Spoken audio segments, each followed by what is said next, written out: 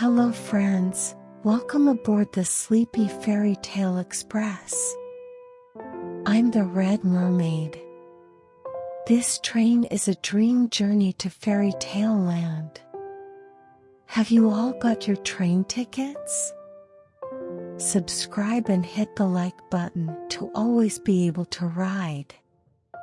Close your eyes, prick up your ears, and listen in a comfortable position. Today's story is The Little Prince.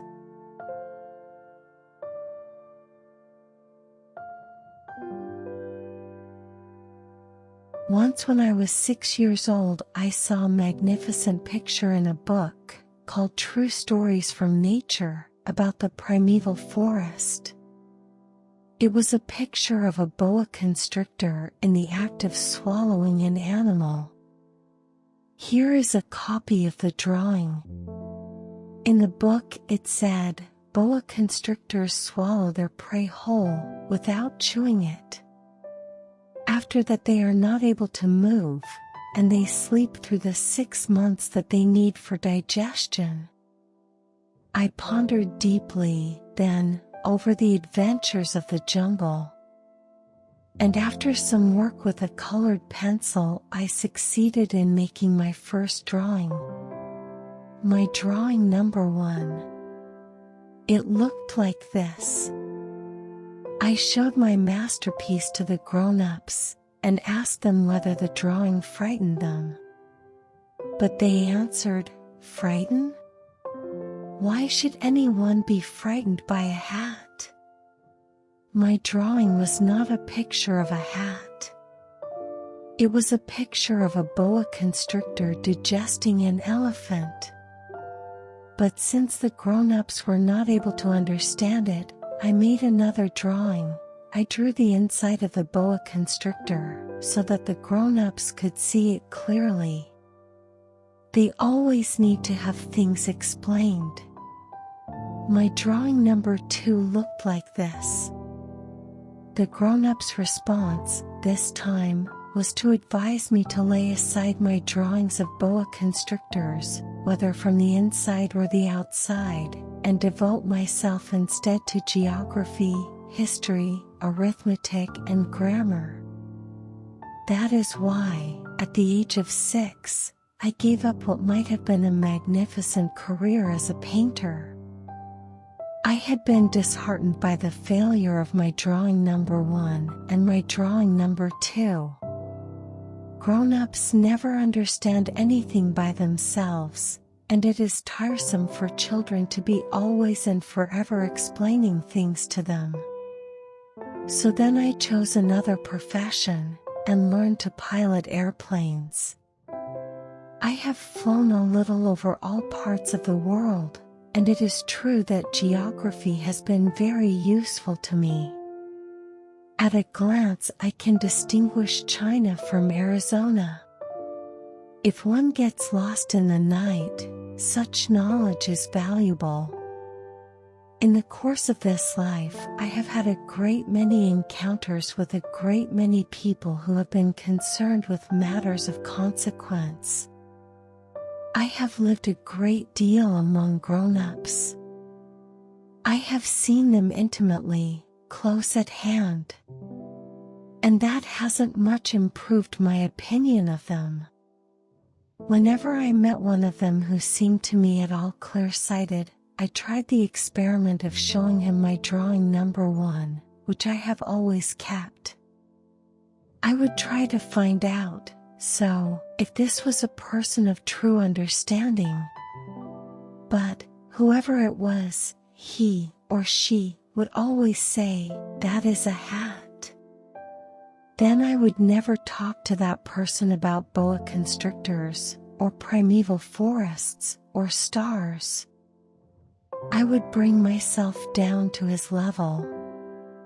I would talk to him about bridge, and golf, and politics, and neckties.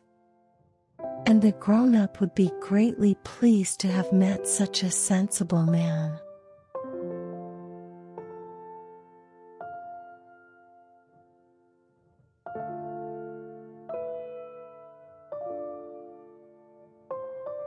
So I lived my life alone, without anyone that I could really talk to, until I had an accident with my plane in the desert of Sahara 6 years ago. Something was broken in my engine, and as I had with me neither a mechanic nor any passengers, I set myself to attempt the difficult repairs all alone. It was a question of life or death for me. I had scarcely enough drinking water to last a week. The first night, then, I went to sleep on the sand, 1,000 miles from any human habitation. I was more isolated than a shipwrecked sailor on a raft in the middle of the ocean. Thus you can imagine my amazement at sunrise, when I was awakened by an odd little voice. It said, "If you please, draw me a sheep." What? Draw me a sheep? I jumped to my feet, completely thunderstruck. I blinked my eyes hard. I looked carefully all around me, and I saw a most extraordinary small person, who stood there examining me with great seriousness. Here you may see the best portrait that, later, I was able to make of him. But my drawing is certainly very much less charming than its model. That, however, is not my fault. The grown-ups discouraged me in my painter's career when I was 6 years old, and I never learned to draw anything, except boas from the outside and boas from the inside. Now I stared at this sudden apparition with my eyes fairly starting out of my head in astonishment. Remember, I had crashed in the desert 1,000 miles from any inhabited region. And yet my little man seemed neither to be straying uncertainly among the sands, nor to be fainting from fatigue or hunger or thirst or fear. Nothing about him gave any suggestion of a child lost in the middle of the desert, 1,000 miles from any human habitation. When at last I was able to speak, I said to him, "But, what are you doing here?" And in answer he repeated, very slowly, as if he were speaking of a matter of great consequence, "If you please, draw me a sheep." When a mystery is too overpowering, one dare not disobey. Absurd as it might seem to me, 1,000 miles from any human habitation and in danger of death, I took out of my pocket a sheet of paper and my fountain pen. But then I remembered how my studies had been concentrated on geography, history, arithmetic, and grammar, and I told the little chap, a little crossly, too, that I did not know how to draw. He answered me, "That doesn't matter. Draw me a sheep." But I had never drawn a sheep.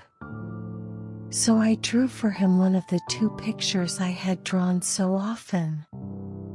It was that of the boa constrictor from the outside. And I was astounded to hear the little fellow greet it with, "No, no, no. I do not want an elephant inside a boa constrictor." A boa constrictor is a very dangerous creature, and an elephant is very cumbersome. Where I live, everything is very small. What I need is a sheep. Draw me a sheep. So then I made a drawing. He looked at it carefully, then he said, "No. This sheep is already very sickly. Make me another." So I made another drawing. My friend smiled gently and indulgently. "You see yourself," he said, "that this is not a sheep. This is a ram. It has horns. So then I did my drawing over once more. But it was rejected too, just like the others. This one is too old. I want a sheep that will live a long time. By this time, my patience was exhausted because I was in a hurry to start taking my engine apart. So I tossed off this drawing, and I threw out an explanation with it. This is only his box. The sheep you asked for is inside.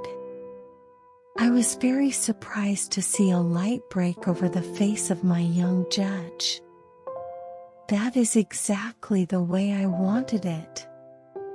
Do you think that this sheep will have to have a great deal of grass? Why? Because where I live everything is very small. There will surely be enough grass for him, I said. It is a very small sheep that I have given you.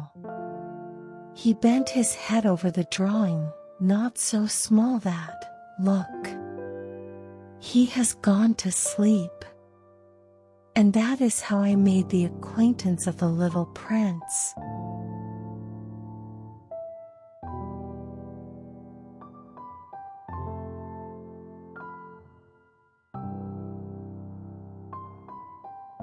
It took me a long time to learn where he came from. The little prince, who asked me so many questions, never seemed to hear the ones I asked him. It was from words dropped by chance that, little by little, everything was revealed to me.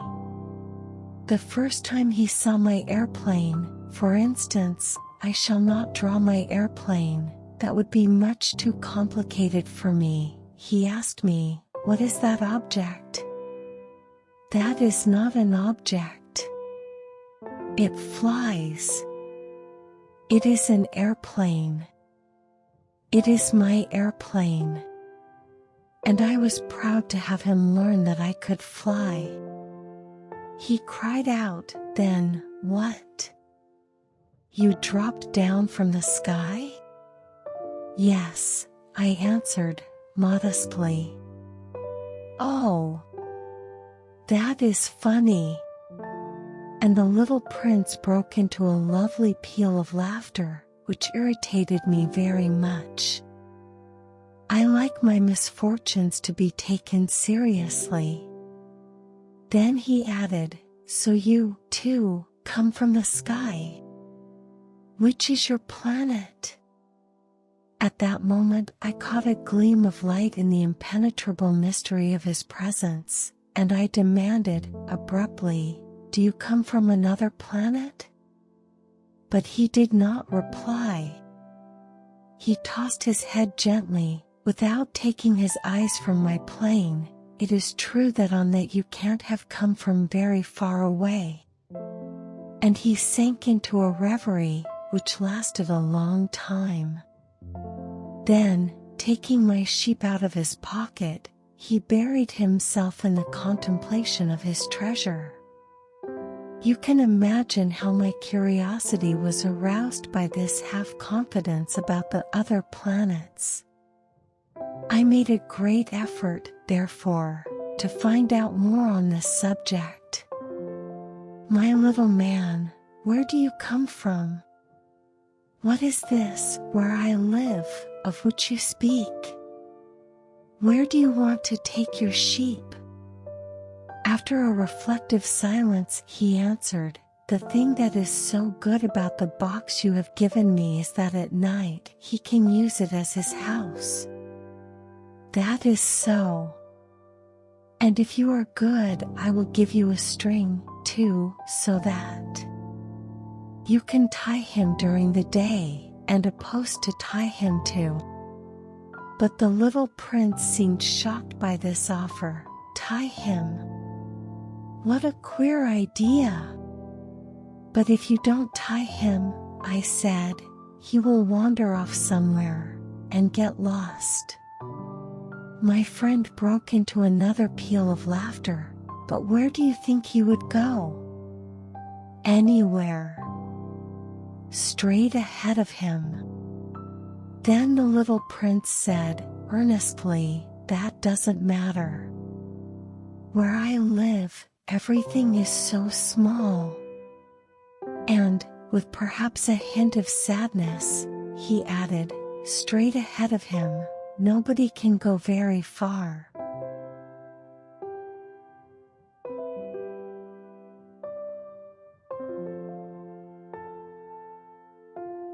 I had thus learned a second fact of great importance.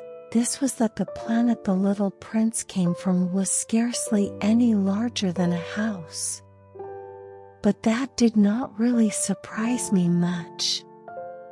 I knew very well that in addition to the great planets, such as the Earth, Jupiter, Mars, Venus, to which we have given names, there are also hundreds of others, some of which are so small that one has a hard time seeing them through the telescope.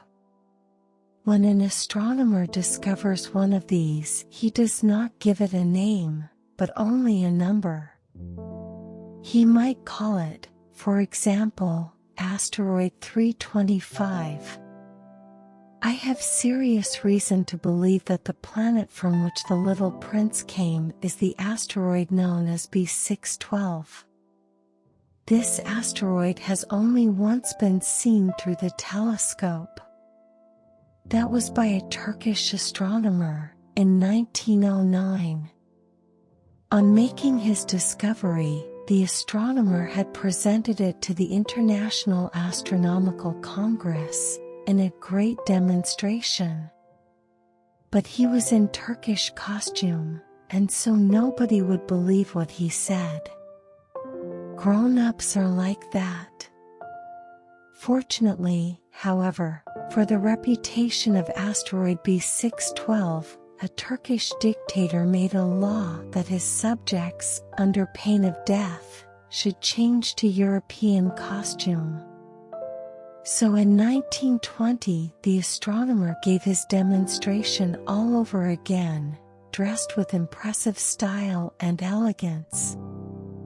And this time everybody accepted his report. If I have told you these details about the asteroid, and made a note of its number for you, it is on account of the grown-ups and their ways. When you tell them that you have made a new friend, they never ask you any questions about essential matters. They never say to you, "What does his voice sound like? What games does he love best? Does he collect butterflies?" Instead, they demand, "How old is he? How many brothers has he? How much does he weigh? How much money does his father make?" Only from these figures do they think they have learned anything about him. If you were to say to the grown-ups, "I saw a beautiful house made of rosy brick, with geraniums in the windows and doves on the roof," they would not be able to get any idea of that house at all. You would have to say to them, "I saw a house that cost $20,000. Then they would exclaim, "Oh, what a pretty house that is." Just so, you might say to them, the proof that the little prince existed is that he was charming, that he laughed, and that he was looking for a sheep. If anybody wants a sheep, that is a proof that he exists. And what good would it do to tell them that? They would shrug their shoulders, and treat you like a child. But if you said to them, "The planet he came from is asteroid B612, then they would be convinced, and leave you in peace from their questions. They are like that. One must not hold it against them. Children should always show great forbearance toward grown-up people. But certainly, for us who understand life, figures are a matter of indifference. I should have liked to begin this story in the fashion of the fairy tales. I should have liked to say, once upon a time there was a little prince who lived on a planet that was scarcely any bigger than himself, and who had need of a sheep. To those who understand life, that would have given a much greater air of truth to my story. For I do not want anyone to read my book carelessly. I have suffered too much grief in setting down these memories. 6 years have already passed since my friend went away from me with his sheep. If I try to describe him here, it is to make sure that I shall not forget him. To forget a friend is sad. Not everyone has had a friend. And if I forget him, I may become like the grown-ups who are no longer interested in anything but figures. It is for that purpose, again, that I have bought a box of paints and some pencils. It is hard to take up drawing again at my age, when I have never made any pictures except those of the boa constrictor from the outside and the boa constrictor from the inside, since I was 6. I shall certainly try to make my portraits as true to life as possible. But I am not at all sure of success. One drawing goes along all right, and another has no resemblance to its subject. I make some errors, too, in the little prince's height. In one place he is too tall and in another too short. And I feel some doubts about the color of his costume. So I fumble along as best I can, now good, now bad, and I hope generally fair to middling. In certain more important details I shall make mistakes, also. But that is something that will not be my fault. My friend never explained anything to me. He thought, perhaps, that I was like himself. But I, alas, do not know how to see sheep through the walls of boxes. Perhaps I am a little like the grown-ups. I have had to grow old.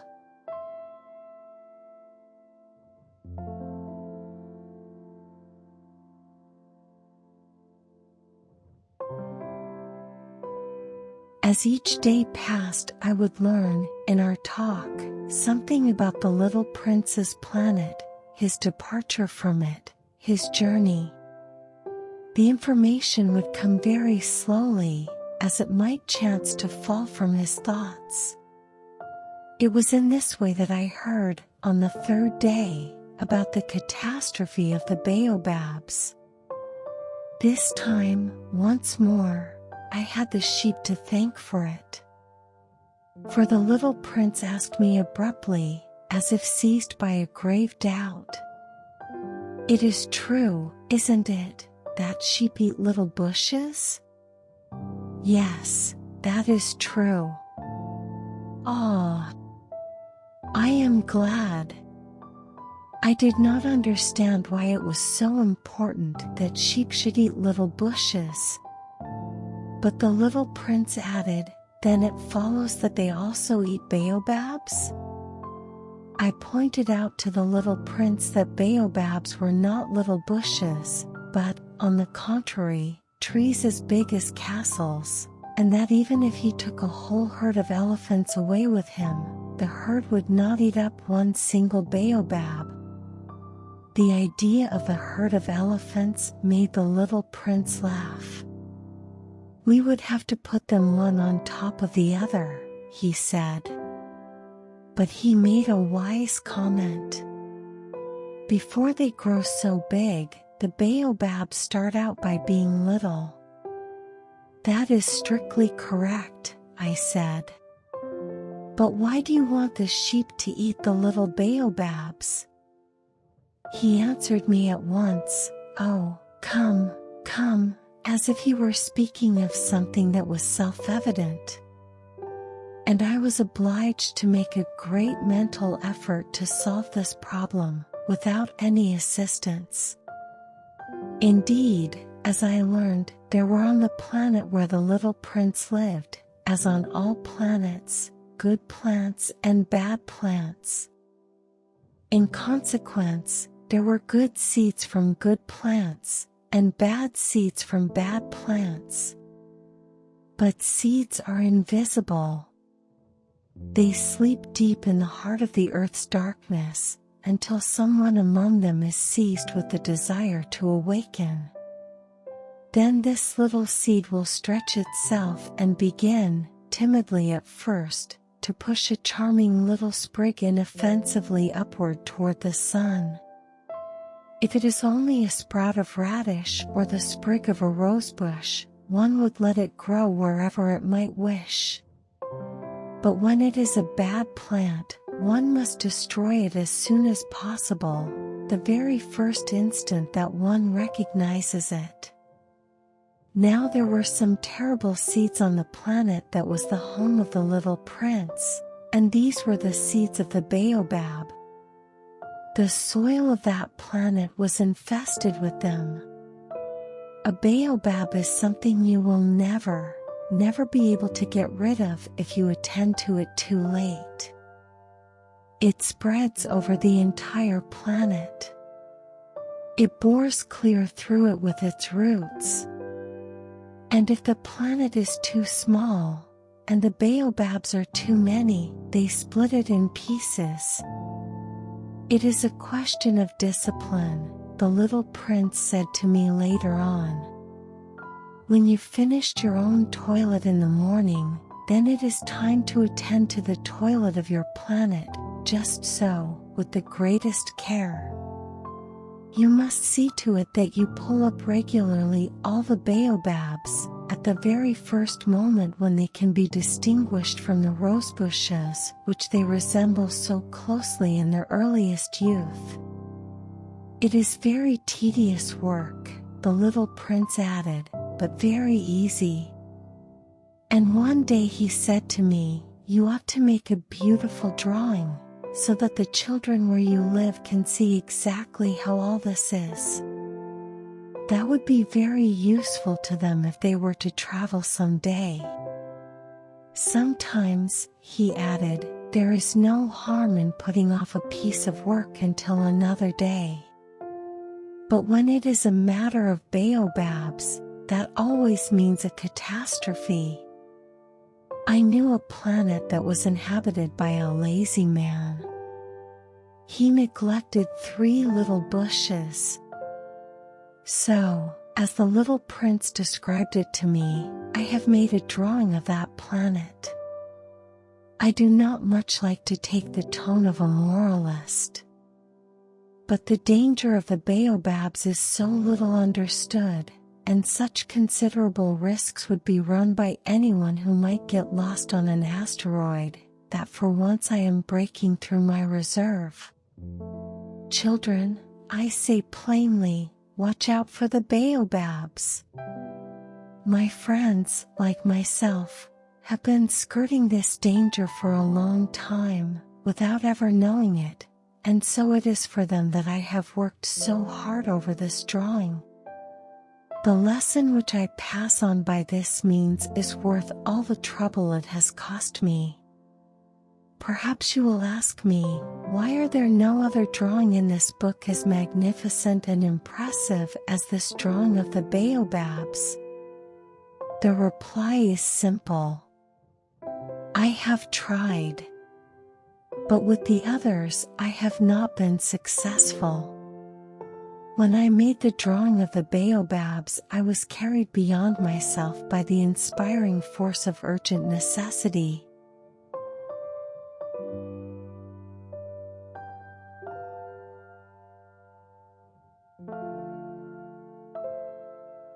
Oh, little prince! Bit by bit I came to understand the secrets of your sad little life. For a long time you had found your only entertainment in the quiet pleasure of looking at the sunset. I learned that new detail on the morning of the fourth day, when you said to me, "I am very fond of sunsets. Come, let us go look at a sunset now." "But we must wait," I said. "Wait? For what?" "For the sunset. We must wait until it is time."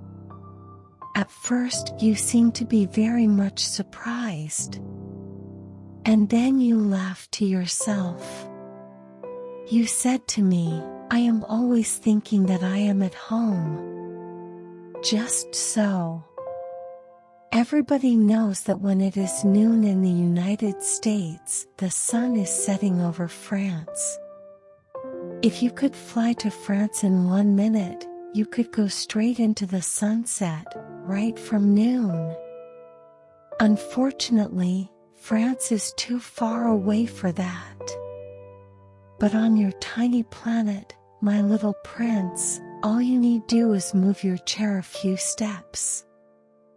You can see the day end and the twilight falling whenever you like.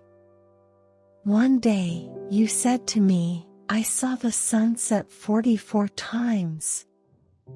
And a little later you added, "You know, one loves the sunset when one is so sad." Were you so sad, then? I asked, on the day of the 44 sunsets? But the little prince made no reply.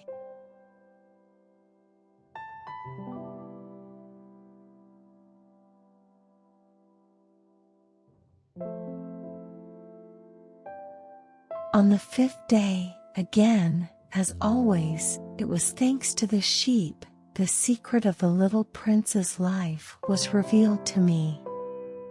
Abruptly, without anything to lead up to it, and as if the question had been born of long and silent meditation on his problem, he demanded, "A sheep, if it eats little bushes, does it eat flowers, too?" "A sheep," I answered, "eats anything it finds in its reach." "Even flowers that have thorns?" "Yes, even flowers that have thorns." "Then the thorns, what use are they?" I did not know. At that moment I was very busy trying to unscrew a bolt that had got stuck in my engine. I was very much worried, for it was becoming clear to me that the breakdown of my plane was extremely serious. And I had so little drinking water left that I had to fear for the worst. "The thorns, what use are they?" The little prince never let go of a question once he had asked it. As for me, I was upset over that bolt. And I answered with the first thing that came into my head. "The thorns are of no use at all. Flowers have thorns just for spite." Oh! There was a moment of complete silence. Then the little prince flashed back at me, with a kind of resentfulness, "I don't believe you. Flowers are weak creatures. They are naive. They reassure themselves as best they can. They believe that their thorns are terrible weapons." I did not answer. At that instant I was saying to myself, if this bolt still won't turn, I am going to knock it out with the hammer. Again the little prince disturbed my thoughts. "And you actually believe that the flowers—" "Oh, no!" I cried.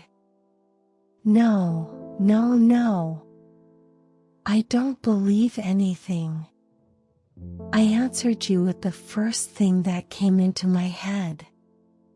Don't you see, I am very busy with matters of consequence." He stared at me, thunderstruck. Matters of consequence. He looked at me there, with my hammer in my hand, my fingers black with engine grease, bending down over an object which seemed to him extremely ugly. You talk just like the grown-ups. That made me a little ashamed. But he went on, relentlessly, you mix everything up together. You confuse everything. He was really very angry. He tossed his golden curls in the breeze. I know a planet where there is a certain red-faced gentleman. He has never smelled a flower. He has never looked at a star. He has never loved anyone. He has never done anything in his life but add up figures.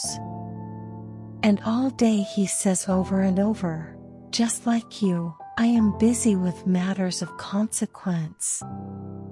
And that makes him swell up with pride. But he is not a man, he is a mushroom. A what? A mushroom. The little prince was now white with rage. The flowers have been growing thorns for millions of years. For millions of years the sheep have been eating them just the same. And is it not a matter of consequence to try to understand why the flowers go to so much trouble to grow thorns which are never of any use to them? Is the warfare between the sheep and the flowers not important? Is this not of more consequence than a fat red-faced gentleman's sons? And if I know, I, myself, one flower which is unique in the world, which grows nowhere but on my planet, but which one little sheep can destroy in a single bite some morning, without even noticing what he is doing, oh. You think that is not important? His face turned from white to red as he continued, if someone loves a flower, of which just one single blossom grows in all the millions and millions of stars, it is enough to make him happy just to look at the stars. He can say to himself, somewhere, my flower is there. But if the sheep eats the flower, in one moment all his stars will be darkened. And you think that is not important?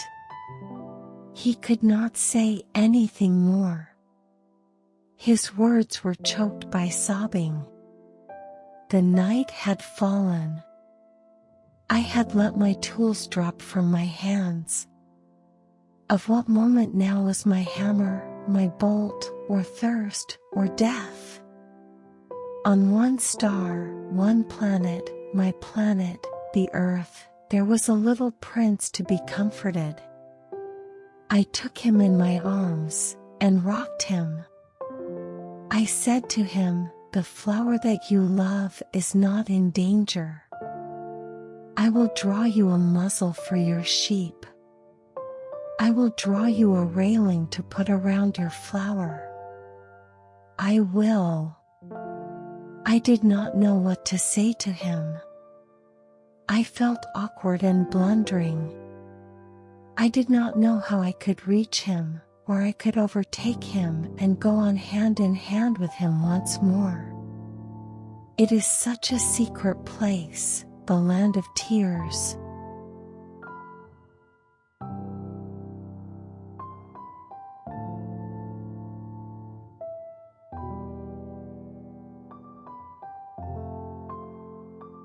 I soon learned to know this flower better.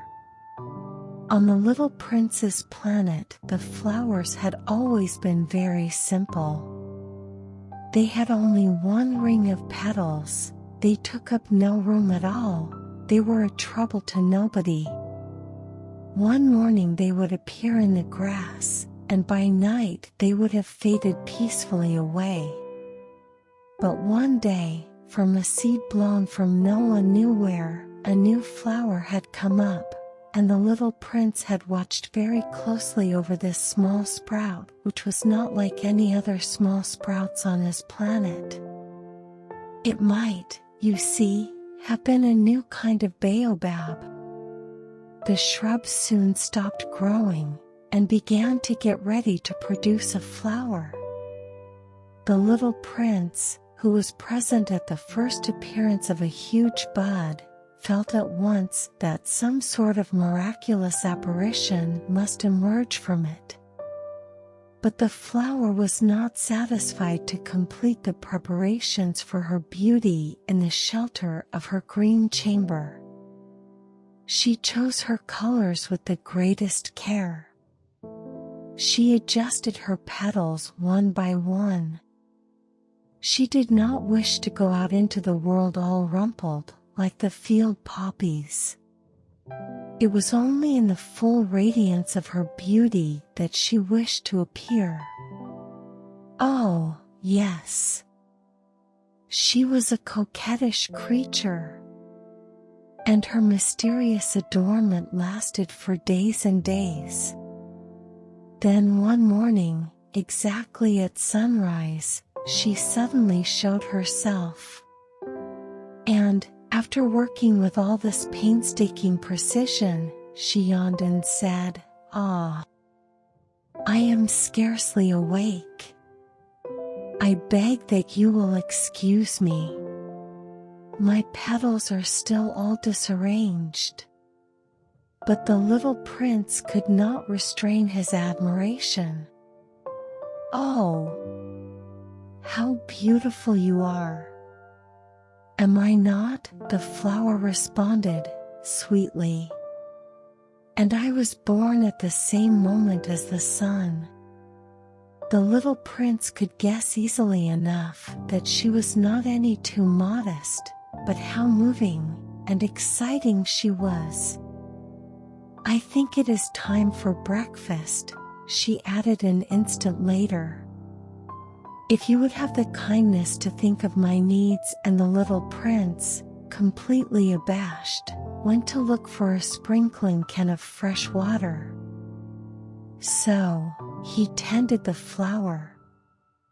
So, too, she began very quickly to torment him with her vanity, which was, if the truth be known, a little difficult to deal with. One day, for instance, when she was speaking of her 4 thorns, she said to the little prince, "Let the tigers come with their claws."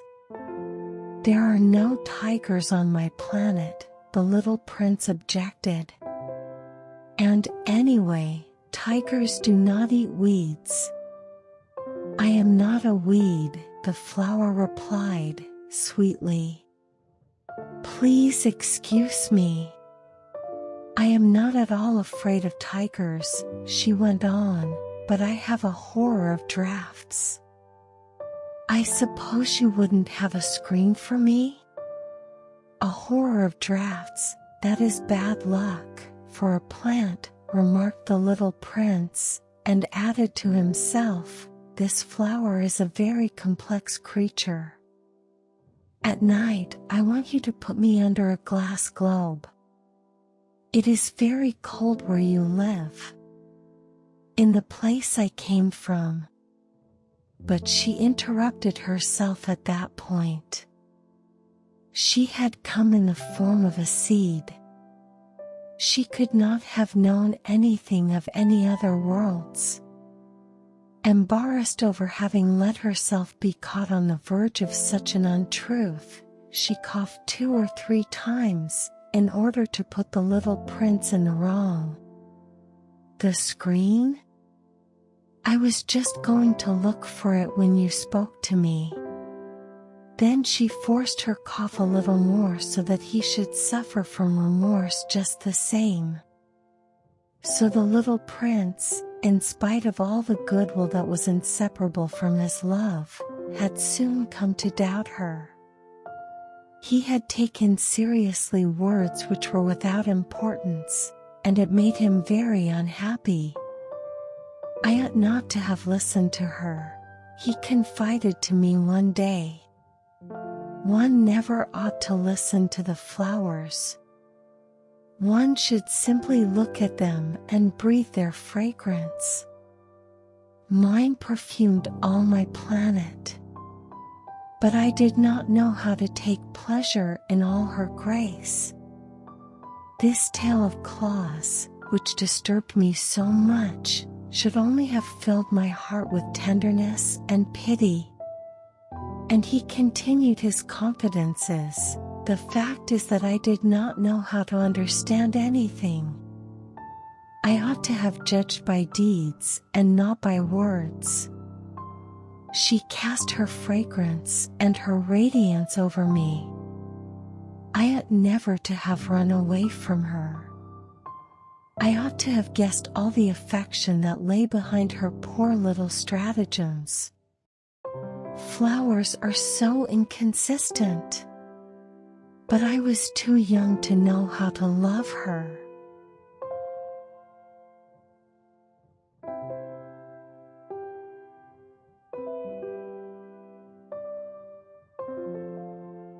I believe that for his escape he took advantage of the migration of a flock of wild birds. On the morning of his departure, he put his planet in perfect order. He carefully cleaned out his active volcanoes. He possessed 2 active volcanoes, and they were very convenient for heating his breakfast in the morning. He also had 1 volcano that was extinct. But, as he said, one never knows. So he cleaned out the extinct volcano, too. If they are well cleaned out, volcanoes burn slowly and steadily, without any eruptions. Volcanic eruptions are like fires in a chimney. On our Earth, we are obviously much too small to clean out our volcanoes. That is why they bring no end of trouble upon us. The little prince also pulled up, with a certain sense of dejection, the last little shoots of the baobabs. He believed that he would never want to return. But on this last morning all these familiar tasks seemed very precious to him. And when he watered the flower for the last time, and prepared to place her under the shelter of her glass globe, he realized that he was very close to tears. "Goodbye," he said to the flower. But she made no answer. "Goodbye," he said again. The flower coughed. But it was not because she had a cold. "I have been silly," she said to him at last. "I ask your forgiveness. Try to be happy." He was surprised by this absence of reproaches. He stood there all bewildered, the glass globe held arrested in midair. He did not understand this quiet sweetness. "Of course I love you," the flower said to him. "It is my fault that you have not known it all the while. That is of no importance. But you have been just as foolish as I. Try to be happy. Let the glass globe be. I don't want it anymore. But the wind, my cold is not so bad as all that. The cool night air will do me good. I am a flower. But the animals, well, I must endure the presence of 2 or 3 caterpillars if I wish to become acquainted with the butterflies. It seems that they are very beautiful. And if not the butterflies and the caterpillars who will call upon me, you will be far away. As for the large animals, I am not at all afraid of any of them. I have my claws." And, naively, she showed her 4 thorns. Then she added, "Don't linger like this. You have decided to go away. Now go." For she did not want him to see her crying. She was such a proud flower.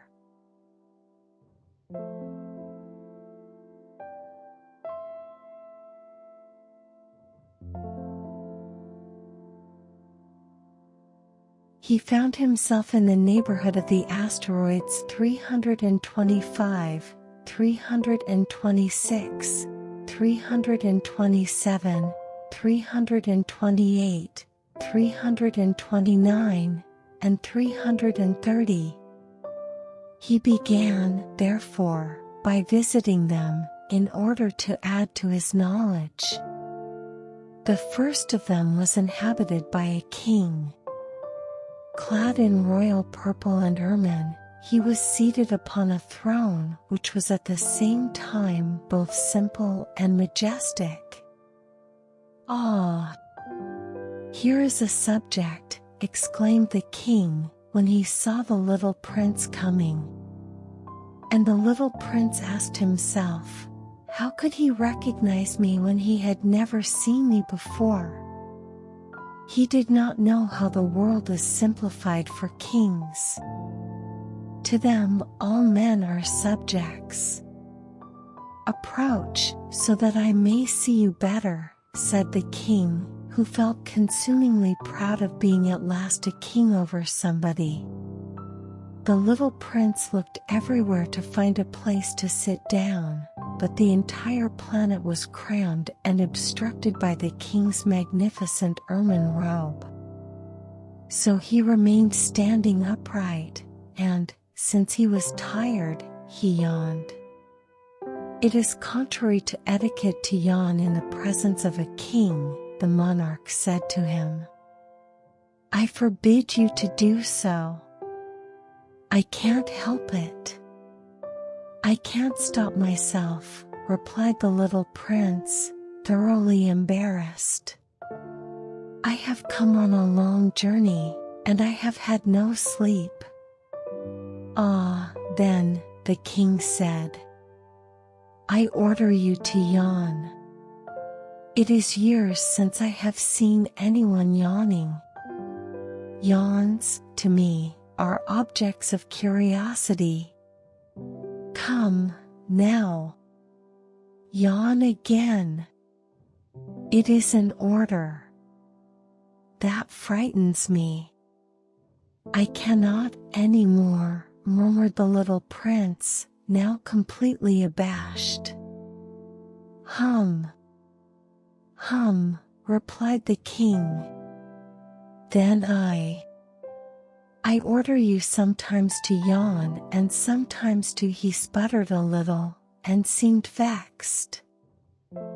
4. What the king fundamentally insisted upon was that his authority should be respected. He tolerated no disobedience. He was an absolute monarch. But, because he was a very good man, he made his orders reasonable. If I ordered a general, he would say, by way of example, if I ordered a general to change himself into a sea-bird, and if the general did not obey me, that would not be the fault of the general. It would be my fault. "May I sit down?" came now a timid inquiry from the little prince. "I order you to do so," the king answered him, and majestically gathered in a fold of his ermine mantle. But the little prince was wondering. The planet was tiny. Over what could this king really rule?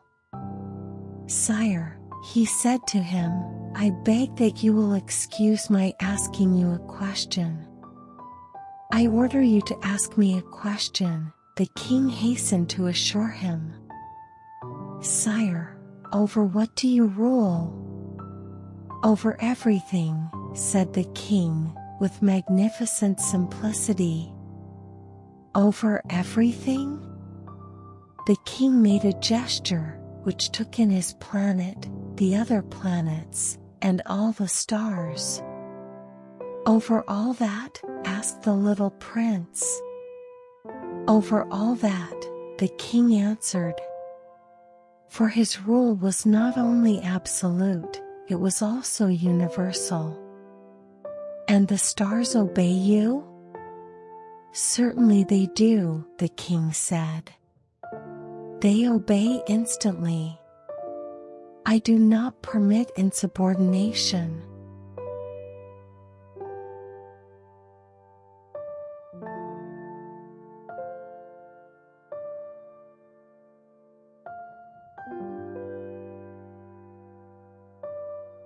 Such power was a thing for the little prince to marvel at. If he had been master of such complete authority, he would have been able to watch the sunset, not 44 times in one day, but 72, or even 100, or even 200 times, without ever having to move his chair. And because he felt a bit sad as he remembered his little planet which he had forsaken, he plucked up his courage to ask the king a favor. "I should like to see a sunset. Do me that kindness. Order the sun to set." If I ordered a general to fly from one flower to another like a butterfly, or to write a tragic drama, or to change himself into a seabird, and if the general did not carry out the order that he had received, which one of us would be in the wrong? The king demanded. "The general, or myself?" "You," said the little prince firmly. "Exactly. One must require from each one the duty which each one can perform," the king went on. "Accepted authority rests first of all on reason. If you ordered your people to go and throw themselves into the sea, they would rise up in revolution.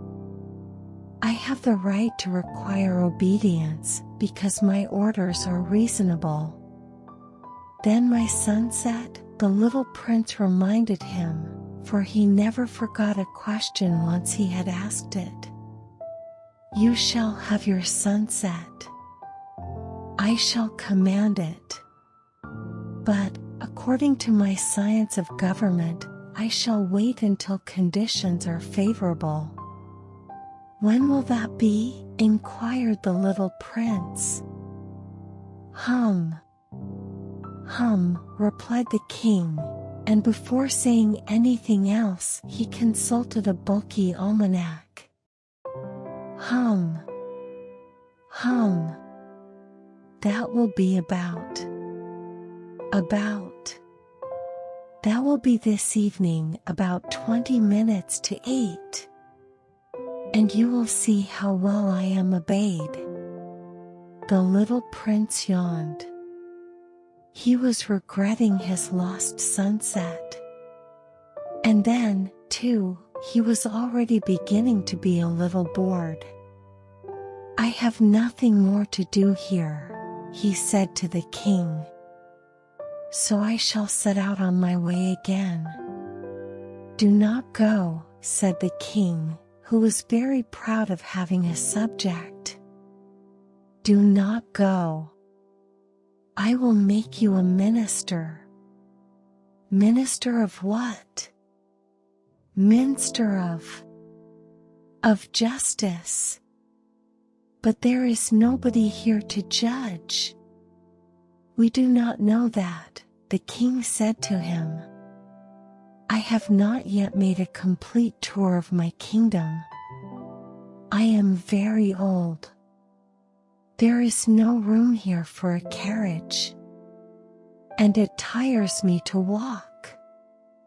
"Oh, but I have looked already," said the little prince, turning around to give one more glance to the other side of the planet.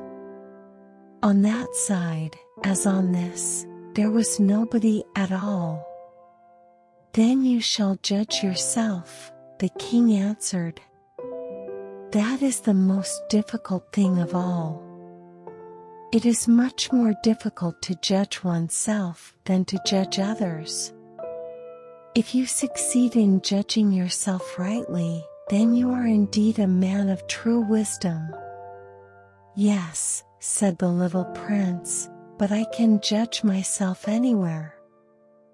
I do not need to live on this planet. Hum, said the king. I have good reason to believe that somewhere on my planet there is an old rat. I hear him at night. You can judge this old rat. From time to time you will condemn him to death. Thus his life will depend on your justice. But you will pardon him on each occasion, for he must be treated thriftily. He is the only one we have. I, replied the little prince, do not like to condemn anyone to death. And now I think I will go on my way. No, said the king. But the little prince, having now completed his preparations for departure, had no wish to grieve the old monarch. If your majesty wishes to be promptly obeyed, he said, he should be able to give me a reasonable order. He should be able, for example, to order me to be gone by the end of 1 minute. It seems to me that conditions are favorable. As the king made no answer, the little prince hesitated a moment. Then, with a sigh, he took his leave. I made you my ambassador, the king called out, hastily. He had a magnificent air of authority. The grown-ups are very strange, the little prince said to himself, as he continued on his journey.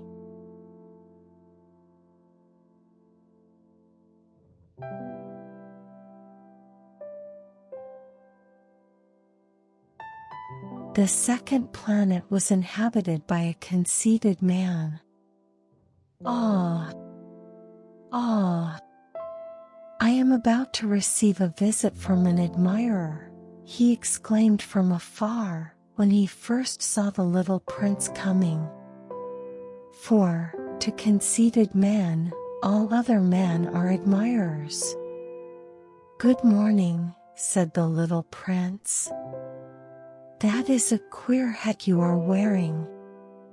It is a hat for salutes, the conceited man replied. It is to raise in salute when people acclaim me. Unfortunately, nobody at all ever passes this way. Yes, said the little prince, who did not understand what the conceited man was talking about. Clap your hands, one against the other, the conceited man now directed him. The little prince clapped his hands. The conceited man raised his hat in a modest salute. This is more entertaining than the visit to the king, the little prince said to himself. And he began again to clap his hands, one against the other. The conceited man again raised his hat in salute. After 5 minutes of this exercise, the little prince grew tired of the game's monotony. And what should one do to make the hat come down? He asked. But the conceited man did not hear him.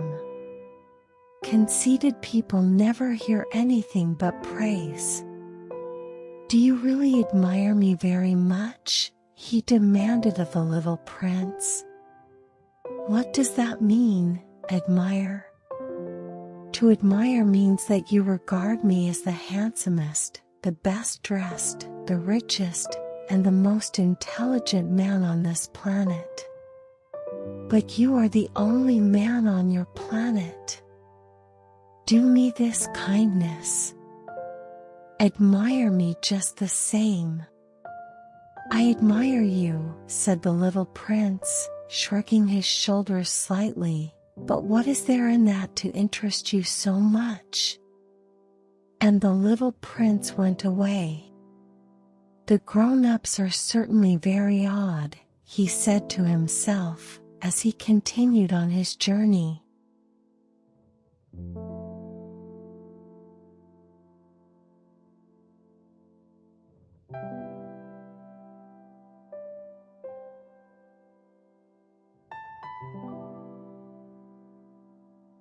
The next planet was inhabited by a tippler. This was a very short visit, but it plunged the little prince into deep dejection. "What are you doing there?" he said to the tippler, whom he found settled down in silence before a collection of empty bottles, and also a collection of full bottles.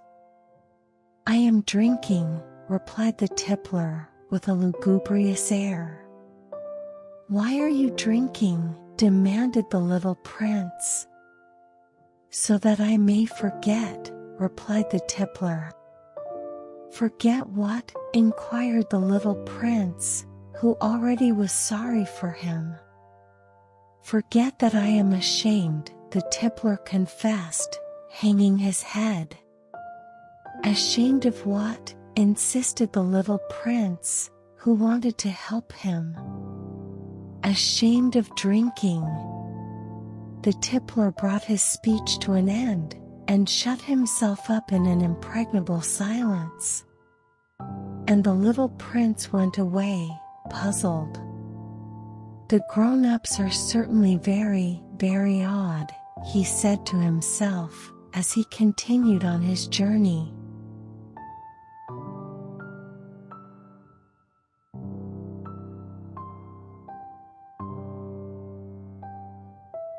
The fourth planet belonged to a businessman. This man was so much occupied that he did not even raise his head at the little prince's arrival. "Good morning," the little prince said to him. "Your cigarette has gone out. 3 and 2 make 5. 5 and 7 make 12. 12 and 3 make 15. Good morning. 15 and 7 make 22. 22 and 6 make 28. I haven't time to light it again. 26 and 5 make 31. Phew! Then that makes 501,622,731. 500 million what? Asked the little prince. Are you still there? 501 million, I can't stop. I have so much to do. I am concerned with matters of consequence. I don't amuse myself with balderdash. 2 and 5 make 7. 501 million what? Repeated the little prince, who never in his life had let go of a question once he had asked it. The businessman raised his head. During the 54 years that I have inhabited this planet, I have been disturbed only 3 times. The first time was 22 years ago, when some giddy goose fell from goodness knows where. He made the most frightful noise that resounded all over the place, and I made 4 mistakes in my addition. The second time, 11 years ago, I was disturbed by an attack of rheumatism. I don't get enough exercise. I have no time for loafing. The third time, well, this is it. I was saying, then, 501 millions. Millions of what? The businessman suddenly realized that there was no hope of being left in peace until he answered this question. Millions of those little objects, he said, which one sometimes sees in the sky. Flies? Oh, no. Little glittering objects. Bees? Oh, no. Little golden objects that set lazy men to idle dreaming. As for me, I am concerned with matters of consequence. There is no time for idle dreaming in my life. Ah, you mean the stars? Yes, that's it. The stars. And what do you do with 500 millions of stars? 501,622,731. I am concerned with matters of consequence. I am accurate. And what do you do with these stars? What do I do with them? Yes. Nothing. I own them. You own the stars? Yes. But I have already seen a king who. Kings do not own, they reign over. It is a very different matter. And what good does it do you to own the stars? It does me the good of making me rich. And what good does it do you to be rich? It makes it possible for me to buy more stars, if any are ever discovered. This man, the little prince said to himself, reasons a little like my poor tippler. Nevertheless, he still had some more questions. How is it possible for one to own the stars? To whom do they belong? The businessman retorted, peevishly. I don't know. To nobody. Then they belong to me, because I was the first person to think of it. Is that all that is necessary? Certainly. When you find a diamond that belongs to nobody, it is yours. When you discover an island that belongs to nobody, it is yours. When you get an idea before anyone else, you take out a patent on it, it is yours. So with me, I own the stars, because nobody else before me ever thought of owning them. Yes, that is true, said the little prince. And what do you do with them? I administer them, replied the businessman. I count them and recount them. It is difficult. But I am a man who is naturally interested in matters of consequence. The little prince was still not satisfied. If I owned a silk scarf, he said, I could put it around my neck and take it away with me. If I owned a flower, I could pluck that flower and take it away with me. But you cannot pluck the stars from heaven. No. But I can put them in the bank. Whatever does that mean? That means that I write the number of my stars on a little paper. And then I put this paper in a drawer and lock it with a key. And that is all? That is enough, said the businessman. It is entertaining, thought the little prince. It is rather poetic. But it is of no great consequence. On matters of consequence, the little prince had ideas which were very different from those of the grown-ups. I myself own a flower, he continued his conversation with the businessman, which I water every day. I own 3 volcanoes, which I clean out every week, for I also clean out the one that is extinct, one never knows.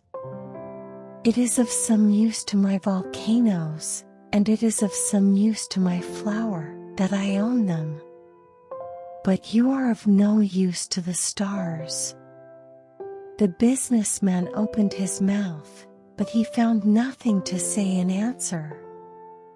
And the little prince went away. "The grown-ups are certainly altogether extraordinary," he said simply, talking to himself as he continued on his journey.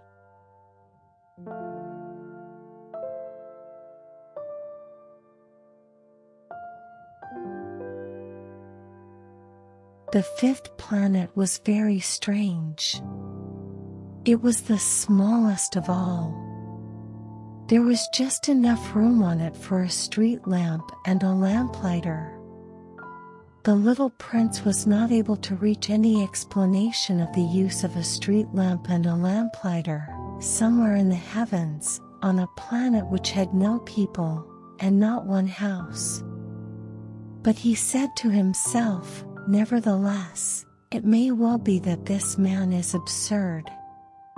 But he is not so absurd as the king, the conceited man, the businessman, and the tippler. For at least his work has some meaning. When he lights his street lamp, it is as if he brought one more star to life, or one flower. When he puts out his lamp, he sends the flower, or the star, to sleep. That is a beautiful occupation. And since it is beautiful, it is truly useful." When he arrived on the planet, he respectfully saluted the lamplighter. "Good morning. Why have you just put out your lamp?" "Those are the orders," replied the lamplighter. "Good morning. What are the orders?" "The orders are that I put out my lamp." "Good evening." And he lighted his lamp again. "But why have you just lighted it again?" "Those are the orders," replied the lamplighter. "I do not understand," said the little prince. "There is nothing to understand," said the lamplighter. "Orders are orders. Good morning." And he put out his lamp. Then he mopped his forehead with a handkerchief decorated with red squares. "I follow a terrible profession. In the old days it was reasonable. I put the lamp out in the morning, and in the evening I lighted it again. I had the rest of the day for relaxation and the rest of the night for sleep. And the orders have been changed since that time?" "The orders have not been changed," said the lamplighter. "That is the tragedy. From year to year the planet has turned more rapidly, and the orders have not been changed." "Then what?" asked the little prince. "Then the planet now makes a complete turn every minute, and I no longer have a single second for repose. Once every minute I have to light my lamp and put it out." "That is very funny. A day lasts only 1 minute, here where you live." "It is not funny at all," said the lamplighter. "While we have been talking together, a month has gone by." "A month?" "Yes, a month. 30 minutes. 30 days. Good evening." And he lighted his lamp again. As the little prince watched him, he felt that he loved this lamplighter who was so faithful to his orders. He remembered the sunsets which he himself had gone to seek in other days, merely by pulling up his chair, and he wanted to help his friend. "You know," he said, I can tell you a way you can rest whenever you want to." "I always want to rest," said the lamplighter. "For it is possible for a man to be faithful and lazy at the same time." The little prince went on with his explanation. "Your planet is so small that 3 strides will take you all the way around it. To be always in the sunshine, you need only walk along rather slowly. When you want to rest, you will walk and the day will last as long as you like." "That doesn't do me much good," said the lamplighter. "The one thing I love in life is to sleep." "Then you're unlucky," said the little prince. "I am unlucky," said the lamplighter. "Good morning." And he put out his lamp. "That man," said the little prince to himself, as he continued farther on his journey, "that man would be scorned by all the others, by the king, by the conceited man, by the tippler, by the businessman. Nevertheless, he is the only one of them all who does not seem to me ridiculous. Perhaps that is because he is thinking of something else besides himself." He breathed a sigh of regret, and said to himself, "Again, that man is the only one of them all whom I could have made my friend. But his planet is indeed too small. There is no room on it for 2 people." What the little prince did not dare confess was that he was sorry most of all to leave this planet, because it was blessed every day with 1,440 sunsets.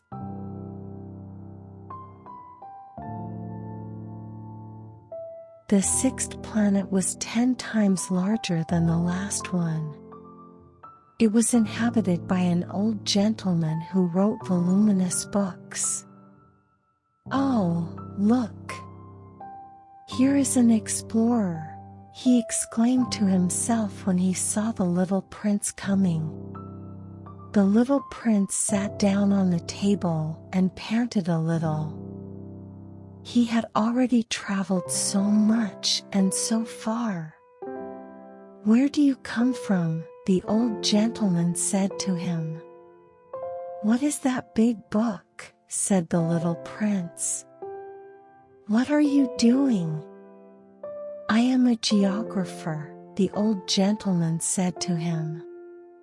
"What is a geographer?" asked the little prince. "A geographer is a scholar who knows the location of all the seas, rivers, towns, mountains, and deserts." "That is very interesting," said the little prince. "Here at last is a man who has a real profession." And he cast a look around him at the planet of the geographer. It was the most magnificent and stately planet that he had ever seen. "Your planet is very beautiful," he said. "Has it any oceans?" "I couldn't tell you," said the geographer. "Ah!" The little prince was disappointed. "Has it any mountains?" "I couldn't tell you," said the geographer. "And towns, and rivers, and deserts?" "I couldn't tell you that either." "But you are a geographer." "Exactly," the geographer said. "But I am not an explorer. I haven't a single explorer on my planet. It is not the geographer who goes out to count the towns, the rivers, the mountains, the seas, the oceans, and the deserts. The geographer is much too important to go loafing about. He does not leave his desk, but he receives the explorers in his study. He asks them questions, and he notes down what they recall of their travels. And if the recollections of anyone among them seem interesting to him, the geographer orders an inquiry into that explorer's moral character. Why is that? Because an explorer who told lies would bring disaster on the books of the geographer. So would an explorer who drank too much. Why is that? Asked the little prince. Because intoxicated men see double. Then the geographer would note down 2 mountains in a place where there was only one. I know someone, said the little prince, who would make a bad explorer. That is possible. Then, when the moral character of the explorer is shown to be good, an inquiry is ordered into his discovery. One goes to see it? No. That would be too complicated. But one requires the explorer to furnish proofs. For example, if the discovery in question is that of a large mountain, one requires that large stones be brought back from it. The geographer was suddenly stirred to excitement. But you come from far away. You are an explorer. You shall describe your planet to me. And, having opened his big register, the geographer sharpened his pencil. The recitals of explorers are put down first in pencil. One waits until the explorer has furnished proofs, before putting them down in ink. Well, said the geographer expectantly. Oh, where I live, said the little prince, it is not very interesting. It is all so small. I have 3 volcanoes. 2 volcanoes are active and the other is extinct. But one never knows. One never knows, said the geographer. I have also a flower. We do not record flowers, said the geographer. Why is that? The flower is the most beautiful thing on my planet. We do not record them, said the geographer, because they are ephemeral. What does that mean, ephemeral? Geographies, said the geographer, are the books which, of all books, are most concerned with matters of consequence. They never become old-fashioned. It is very rarely that a mountain changes its position. It is very rarely that an ocean empties itself of its waters. We write of eternal things. But extinct volcanoes may come to life again, the little prince interrupted. What does that mean, ephemeral? Whether volcanoes are extinct or alive, it comes to the same thing for us, said the geographer. The thing that matters to us is the mountain. It does not change. But what does that mean, ephemeral? Repeated the little prince, who never in his life had let go of a question once he had asked it. It means, which is in danger of speedy disappearance. Is my flower in danger of speedy disappearance? Certainly it is. My flower is ephemeral, the little prince said to himself, and she has only 4 thorns to defend herself against the world. And I have left her on my planet, all alone. That was his first moment of regret. But he took courage once more. What place would you advise me to visit now? He asked. The planet Earth, replied the geographer. It has a good reputation." And the little prince went away, thinking of his flower.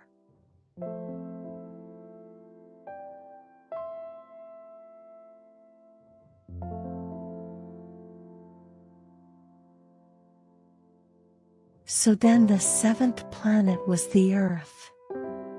The Earth is not just an ordinary planet. One can count their 111 kings, not forgetting, to be sure, the Negro kings among them, 7,000 geographers, 900,000 businessmen, 7,500,000 tipplers, 311 million conceited men, that is to say, about 2 billion grown-ups. To give you an idea of the size of the Earth, I will tell you that before the invention of electricity it was necessary to maintain, over the whole of the 6 continents, a veritable army of 462,511 lamplighters for the street lamps. Seen from a slight distance, that would make a splendid spectacle. The movements of this army would be regulated like those of the ballet and the opera. First would come the turn of the lamplighters of New Zealand and Australia. Having set their lamps alight, these would go off to sleep. Next, the lamplighters of China and Siberia would enter for their steps in the dance, and then they too would be waved back into the wings. After that would come the turn of the lamplighters of Russia and the Indies, then those of Africa and Europe, then those of South America, then those of North America. And never would they make a mistake in the order of their entry upon the stage. It would be magnificent. Only the man who was in charge of the single lamp at the North Pole, and his colleague who was responsible for the single lamp at the South Pole, only these two would live free from toil and care. They would be busy twice a year.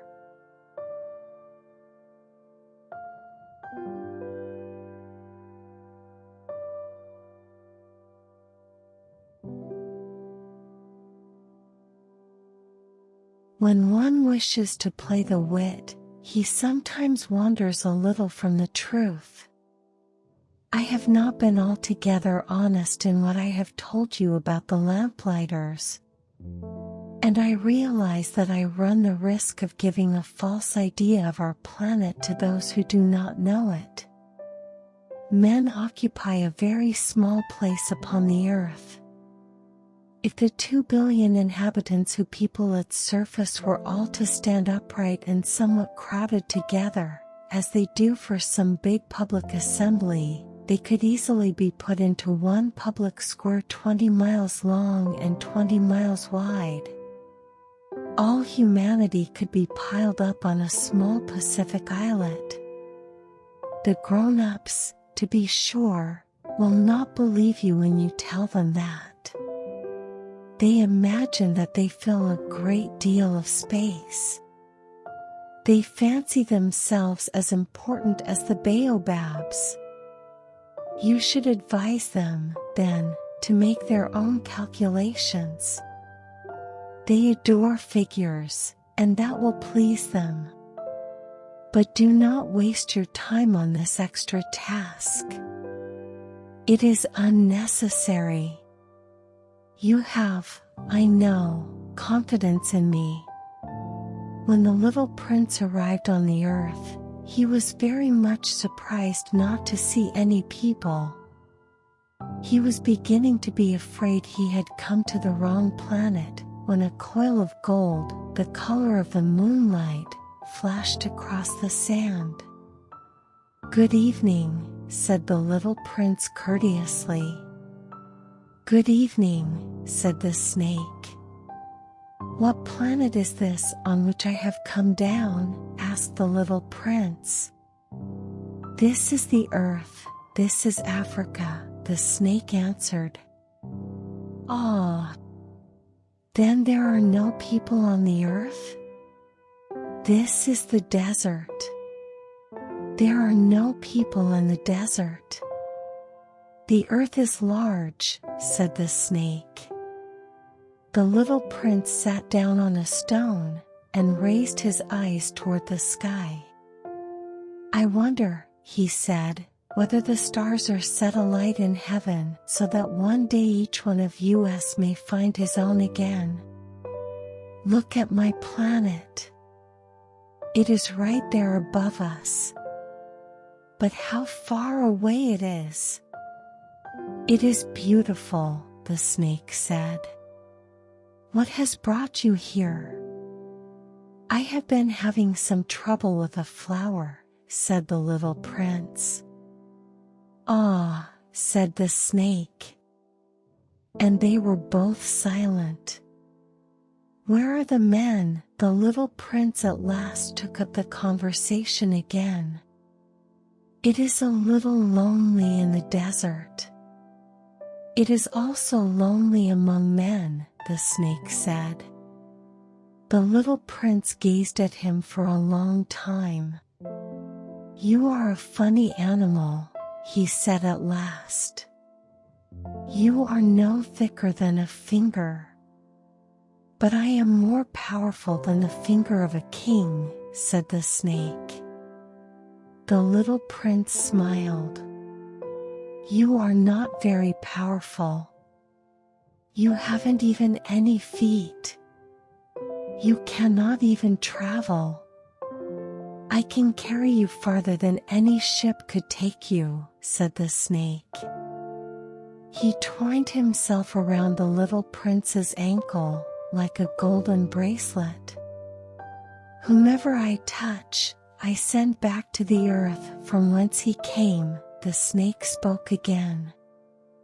But you are innocent and true, and you come from a star. The little prince made no reply. You move me to pity, you are so weak on this earth made of granite, the snake said. I can help you, someday, if you grow too homesick for your own planet. I can. Oh, I understand you very well, said the little prince. But why do you always speak in riddles? I solve them all, said the snake. And they were both silent.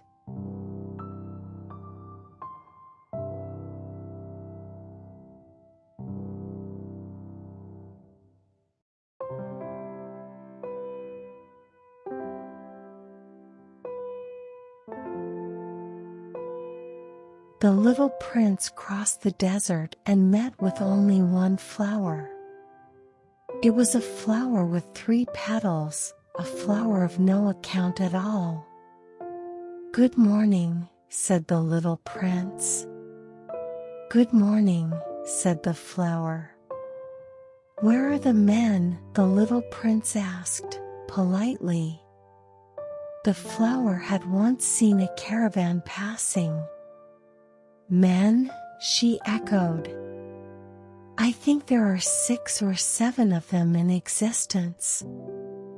I saw them several years ago. But one never knows where to find them. The wind blows them away. They have no roots, and that makes their life very difficult. Goodbye, said the little prince. Goodbye, said the flower.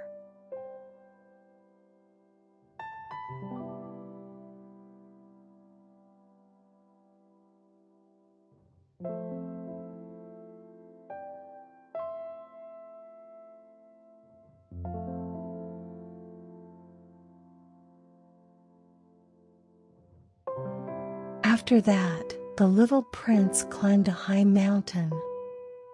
The only mountains he had ever known were the 3 volcanoes, which came up to his knees.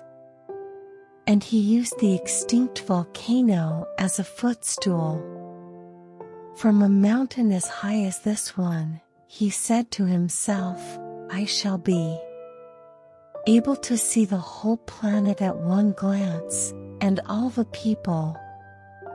But he saw nothing save peaks of rock that were sharpened like needles. "Good morning," he said courteously. "Good morning. Good morning.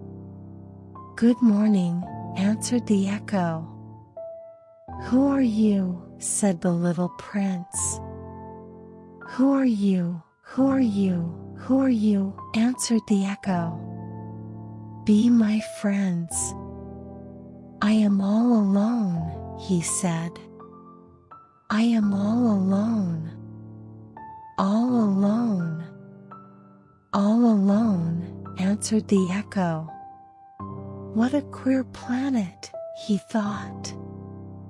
"It is altogether dry, and altogether pointed, and altogether harsh and forbidding. And the people have no imagination. They repeat whatever one says to them. On my planet I had a flower. She always was the first to speak.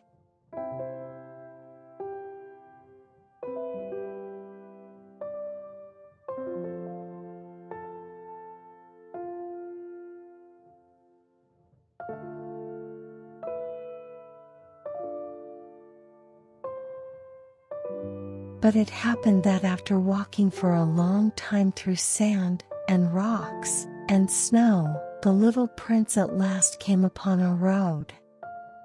And all roads lead to the abodes of men. "Good morning," he said. He was standing before a garden, all abloom with roses. "Good morning," said the roses. The little prince gazed at them. They all looked like his flower. "Who are you?" he demanded, thunderstruck. "We are roses," the roses said. And he was overcome with sadness. His flower had told him that she was the only one of her kind in all the universe. And here were 5,000 of them, all alike, in one single garden. She would be very much annoyed, he said to himself, if she should see that. She would cough most dreadfully, and she would pretend that she was dying, to avoid being laughed at. And I should be obliged to pretend that I was nursing her back to life, for if I did not do that, to humble myself also, she would really allow herself to die. Then he went on with his reflections. I thought that I was rich, with a flower that was unique in all the world, and all I had was a common rose. A common rose, and 3 volcanoes that come up to my knees, and one of them perhaps extinct forever. That doesn't make me a very great prince. And he lay down in the grass and cried.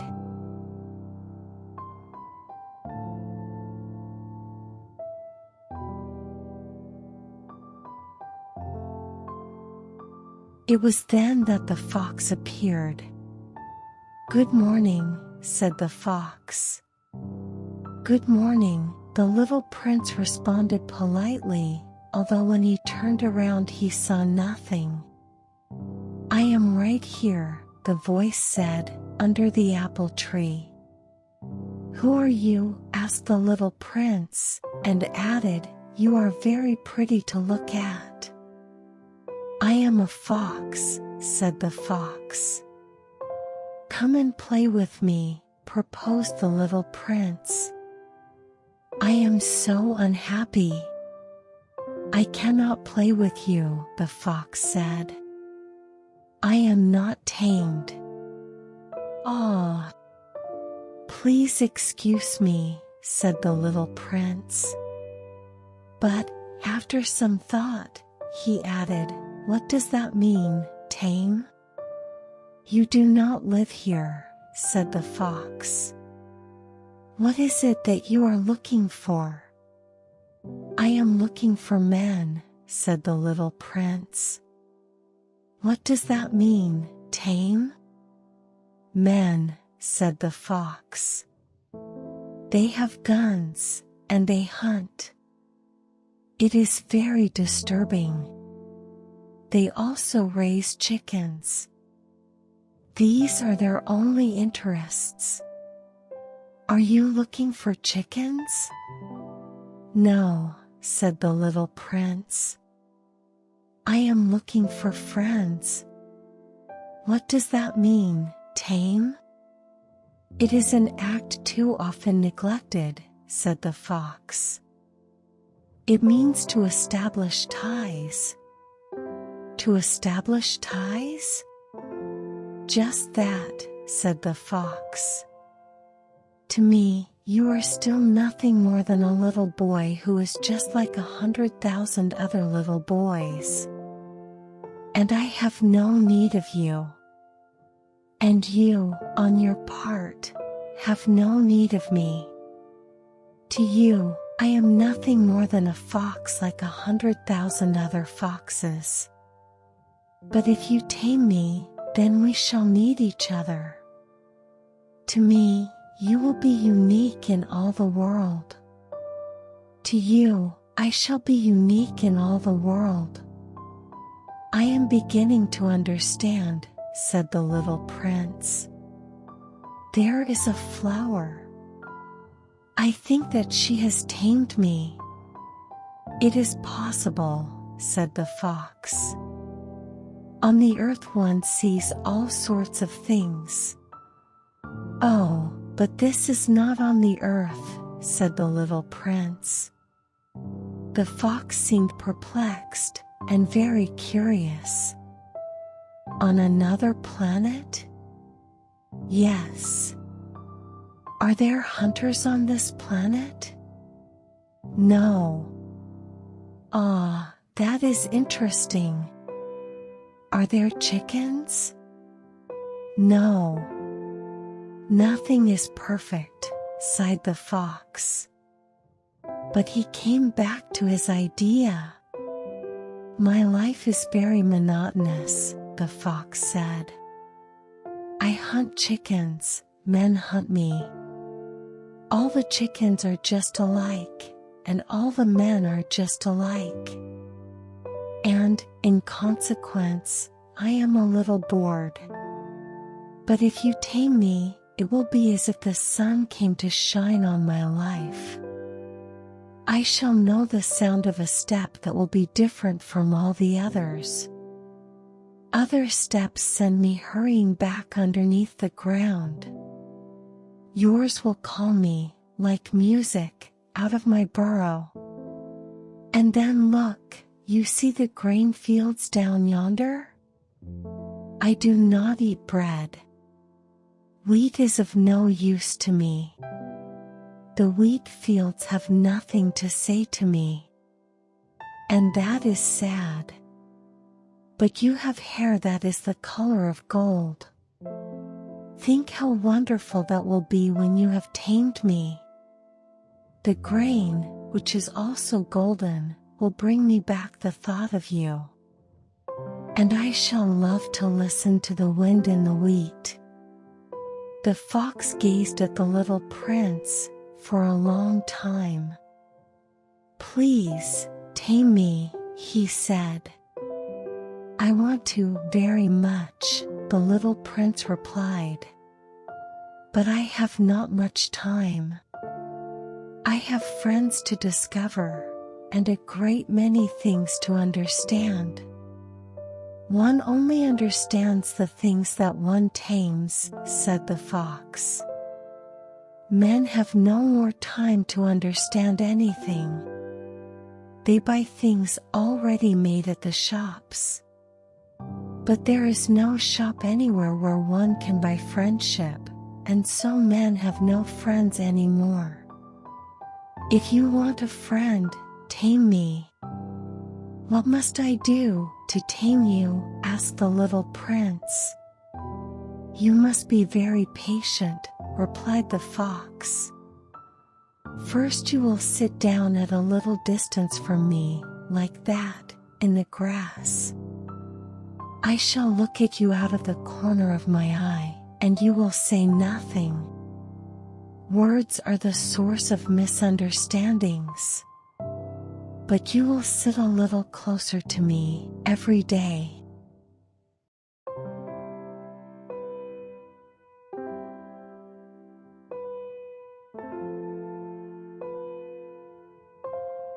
The next day the little prince came back.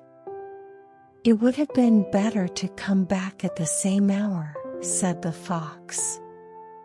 "If, for example, you come at 4 o'clock in the afternoon, then at 3 o'clock I shall begin to be happy. I shall feel happier and happier as the hour advances. At 4 o'clock, I shall already be worrying and jumping about. I shall show you how happy I am. But if you come at just any time, I shall never know at what hour my heart is to be ready to greet you. One must observe the proper rites." "What is a rite?" asked the little prince. "Those also are actions too often neglected," said the fox. "They are what make one day different from other days, one hour from other hours. There is a rite, for example, among my hunters. Every Thursday they dance with the village girls. So Thursday is a wonderful day for me. I can take a walk as far as the vineyards. But if the hunters danced at just any time, every day would be like every other day, and I should never have any vacation at all." So the little prince tamed the fox. And when the hour of his departure drew near, "Ah," said the fox, "I shall cry." "It is your own fault," said the little prince. "I never wished you any sort of harm, but you wanted me to tame you." "Yes, that is so," said the fox. "But now you are going to cry," said the little prince. "Yes, that is so," said the fox. "Then it has done you no good at all." "It has done me good," said the fox, "because of the color of the wheat fields." And then he added, "Go and look again at the roses. You will understand now that yours is unique in all the world. Then come back to say goodbye to me, and I will make you a present of a secret." The little prince went away to look again at the roses. "You are not at all like my rose," he said. "As yet you are nothing. No one has tamed you, and you have tamed no one. You are like my fox when I first knew him. He was only a fox like 100,000 other foxes. But I have made him my friend, and now he is unique in all the world." And the roses were very much embarrassed. "You are beautiful, but you are empty," he went on. "One could not die for you. To be sure, an ordinary passerby would think that my rose looked just like you, the rose that belongs to me. But in herself alone she is more important than all the hundreds of you other roses, because it is she that I have watered, because it is she that I have put under the glass globe, because it is she that I have sheltered behind the screen, because it is for her that I have killed the caterpillars, except the 2 or 3 that we saved to become butterflies, because it is she that I have listened to when she grumbled or boasted, or even sometimes when she said nothing. Because she is my rose." And he went back to meet the fox. "Goodbye," he said. "Goodbye," said the fox. "And now here is my secret, a very simple secret. It is only with the heart that one can see rightly. What is essential is invisible to the eye. What is essential is invisible to the eye, the little prince repeated, so that he would be sure to remember. It is the time you have wasted for your rose that makes your rose so important. It is the time I have wasted for my rose, said the little prince, so that he would be sure to remember. Men have forgotten this truth, said the fox. But you must not forget it. You become responsible, forever, for what you have tamed. You are responsible for your rose. I am responsible for my rose, the little prince repeated, so that he would be sure to remember.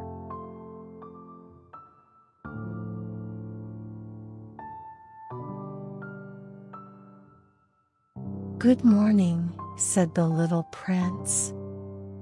Good morning, said the railway switchman. What do you do here? The little prince asked. I sort out travelers in bundles of 1,000, said the switchman. I send off the trains that carry them, now to the right, now to the left.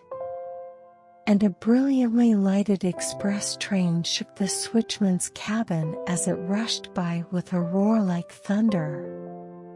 They are in a great hurry, said the little prince. What are they looking for? Not even the locomotive engineer knows that, said the switchman. And a second brilliantly lighted express thundered by, in the opposite direction. Are they coming back already? Demanded the little prince. These are not the same ones, said the switchman. It is an exchange. Were they not satisfied where they were? Asked the little prince. No one is ever satisfied where he is, said the switchman. And they heard the roaring thunder of a third brilliantly lighted express. Are they pursuing the first travelers? Demanded the little prince. They are pursuing nothing at all, said the switchman. They are asleep in there, or if they are not asleep, they are yawning. Only the children are flattening their noses against the window panes. Only the children know what they are looking for, said the little prince. They waste their time over a rag doll, and it becomes very important to them, and if anybody takes it away from them, they cry. They are lucky, the switchman said.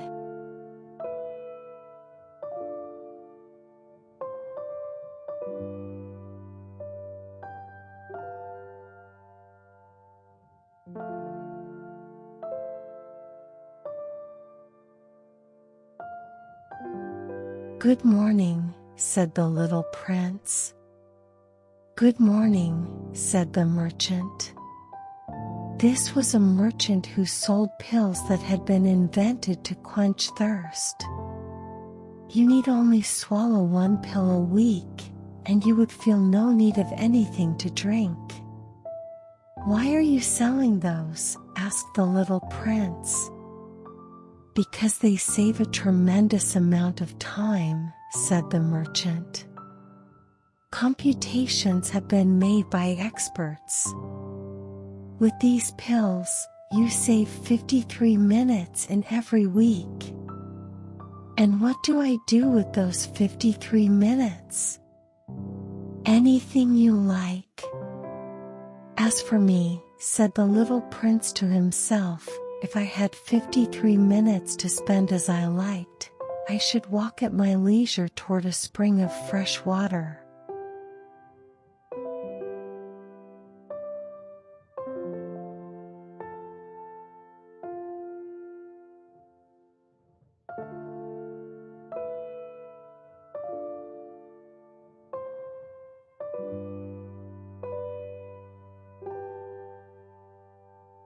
It was now the 8th day since I had had my accident in the desert, and I had listened to the story of the merchant as I was drinking the last drop of my water supply.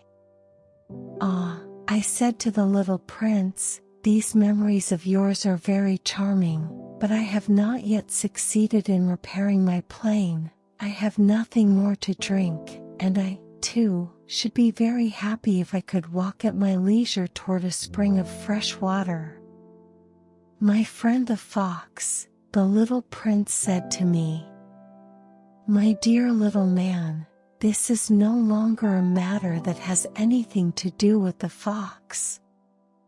"Why not?" "Because I am about to die of thirst." He did not follow my reasoning, and he answered me, "It is a good thing to have had a friend, even if one is about to die. I, for instance, am very glad to have had a fox as a friend." "He has no way of guessing the danger," I said to myself. "He has never been either hungry or thirsty.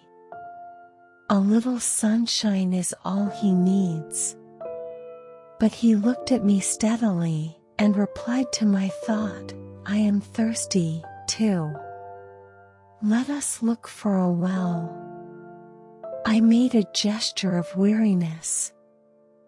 It is absurd to look for a well, at random, in the immensity of the desert. But nevertheless we started walking. When we had trudged along for several hours, in silence, the darkness fell, and the stars began to come out. Thirst had made me a little feverish, and I looked at them as if I were in a dream. The little prince's last words came reeling back into my memory. "Then you are thirsty, too?" I demanded. But he did not reply to my question. He merely said to me, "Water may also be good for the heart." I did not understand this answer, but I said nothing. I knew very well that it was impossible to cross-examine him. He was tired. He sat down. I sat down beside him. And, after a little silence, he spoke again. "The stars are beautiful, because of a flower that cannot be seen." I replied, "Yes, that is so." And, without saying anything more, I looked across the ridges of sand that were stretched out before us in the moonlight. "The desert is beautiful," the little prince added. And that was true. I have always loved the desert. One sits down on a desert sand dune, sees nothing, hears nothing. Yet through the silence something throbs and gleams. "What makes the desert beautiful," said the little prince, "is that somewhere it hides a well." I was astonished by a sudden understanding of that mysterious radiation of the sands. When I was a little boy, I lived in an old house, and legend told us that a treasure was buried there. To be sure, no one had ever known how to find it, perhaps no one had ever even looked for it. But it cast an enchantment over that house. My home was hiding a secret in the depths of its heart. "Yes," I said to the little prince. "The house, the stars, the desert, what gives them their beauty is something that is invisible." "I am glad," he said, "that you agree with my fox." As the little prince dropped off to sleep, I took him in my arms and set out walking once more. I felt deeply moved and stirred. It seemed to me that I was carrying a very fragile treasure. It seemed to me, even, that there was nothing more fragile on all earth. In the moonlight I looked at his pale forehead, his closed eyes, his locks of hair that trembled in the wind, and I said to myself, "What I see here is nothing but a shell. What is most important is invisible." As his lips opened slightly with the suspicious of a half-smile, I said to myself, again, what moves me so deeply about this little prince who is sleeping here is his loyalty to a flower, the image of a rose that shines through his whole being like the flame of a lamp, even when he is asleep. And I felt him to be more fragile still. I felt the need of protecting him, as if he himself were a flame that might be extinguished by a little puff of wind. And, as I walked on so, I found the well, at daybreak.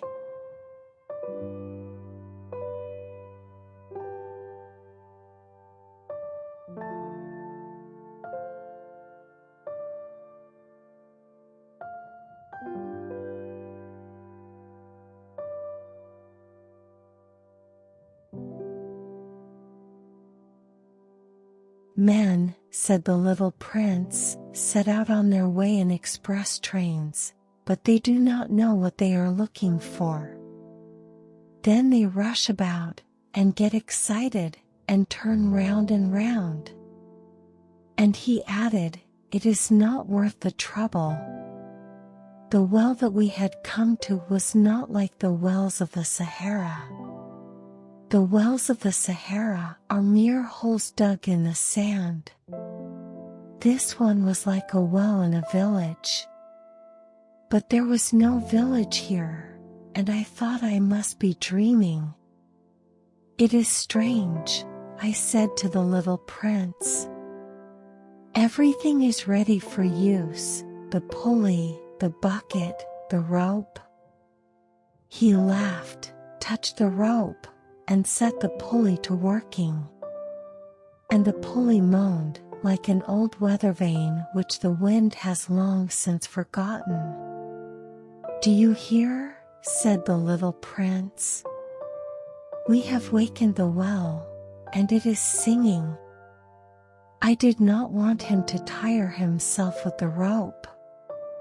"Leave it to me," I said. "It is too heavy for you." I hoisted the bucket slowly to the edge of the well and set it there, happy, tired as I was, over my achievement. The song of the pulley was still in my ears, and I could see the sunlight shimmer in the still trembling water.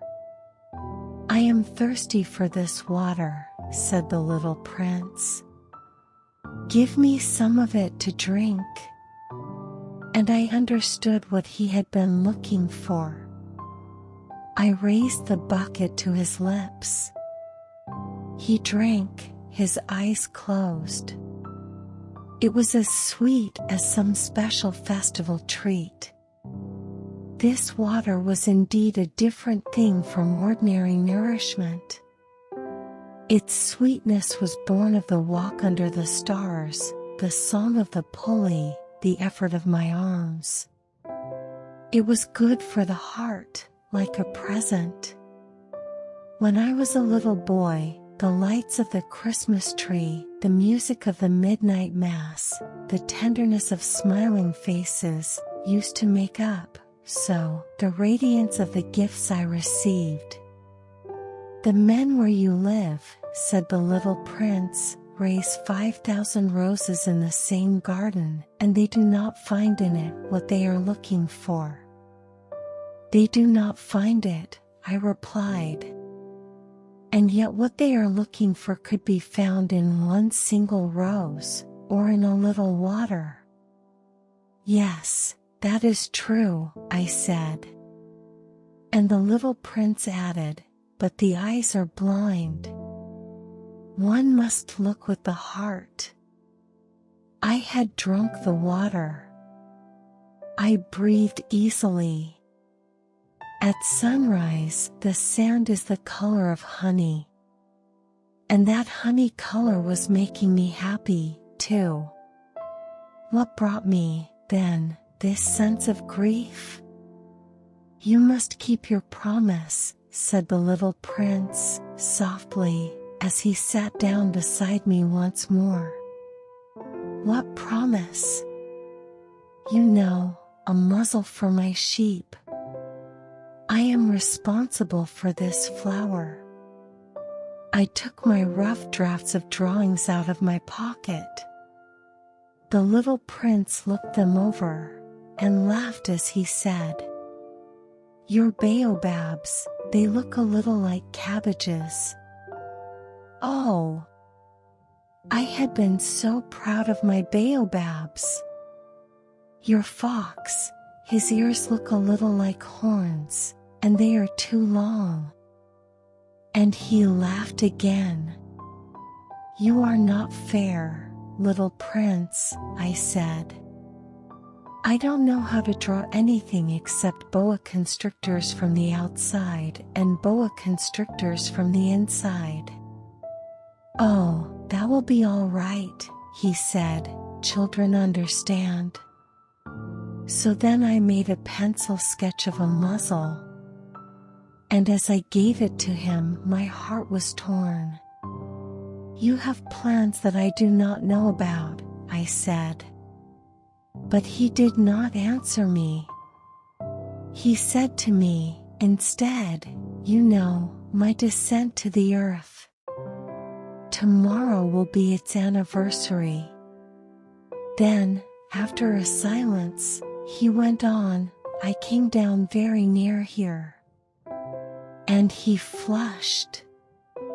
And once again, without understanding why, I had a queer sense of sorrow. One question, however, occurred to me. Then it was not by chance that on the morning when I first met you a week ago, you were strolling along like that, all alone, 1,000 miles from any inhabited region? You were on your way back to the place where you landed? The little prince flushed again. And I added, with some hesitancy, perhaps it was because of the anniversary? The little prince flushed once more. He never answered questions, but when one flushes, does that not mean yes? "Ah," I said to him, "I am a little frightened." But he interrupted me. "Now you must work. You must return to your engine. I will be waiting for you here. Come back tomorrow evening."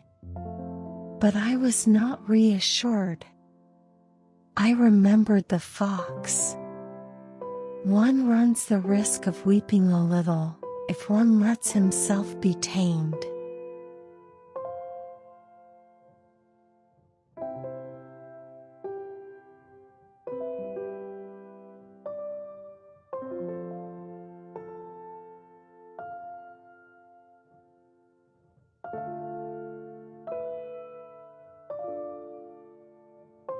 Beside the well, there was the ruin of an old stone wall. When I came back from my work, the next evening, I saw from some distance away my little prince sitting on top of a wall, with his feet dangling. And I heard him say, "Then you don't remember. This is not the exact spot." Another voice must have answered him, for he replied to it, "Yes, yes. It is the right day, but this is not the place." I continued my walk toward the wall. At no time did I see or hear anyone. The little prince, however, replied once again, "Exactly. You will see where my track begins, in the sand. You have nothing to do but wait for me there. I shall be there tonight." I was only 20 meters from the wall, and I still saw nothing. After a silence, the little prince spoke again, "You have good poison? You are sure that it will not make me suffer too long?" I stopped in my tracks, my heart torn asunder, but still I did not understand. "Now go away," said the little prince. "I want to get down from the wall." I dropped my eyes, then, to the foot of the wall, and I leaped into the air. There before me, facing the little prince, was one of those yellow snakes that take just 30 seconds to bring your life to an end. Even as I was digging into my pocket to get out my revolver, I made a running step back. But, at the noise I made, the snake let himself flow easily across the sand like the dying spray of a fountain, and, in no apparent hurry, disappeared, with a light metallic sound, among the stones. I reached the wall just in time to catch my little man in my arms. His face was white as snow. "What does this mean?"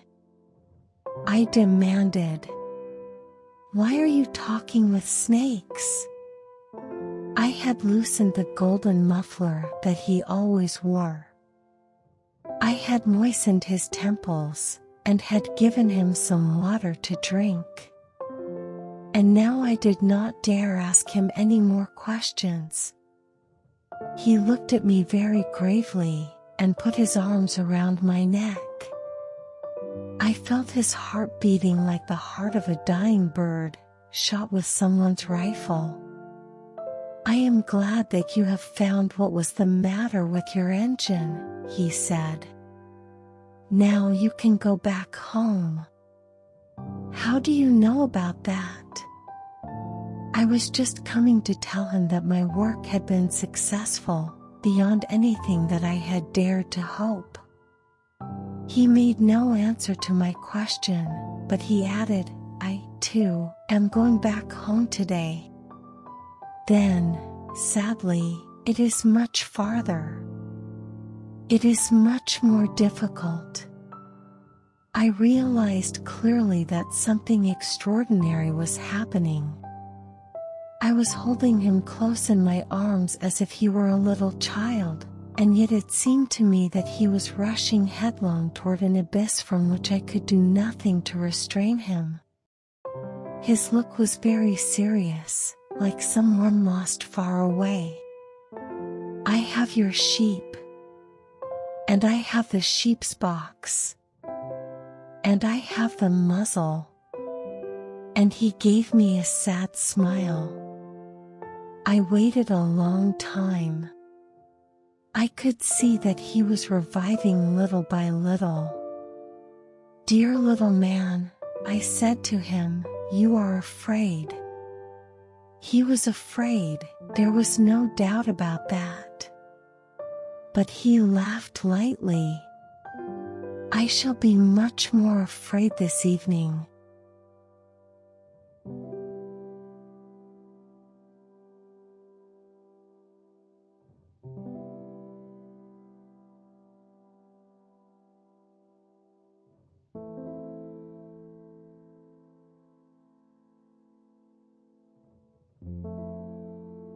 Once again I felt myself frozen by the sense of something irreparable.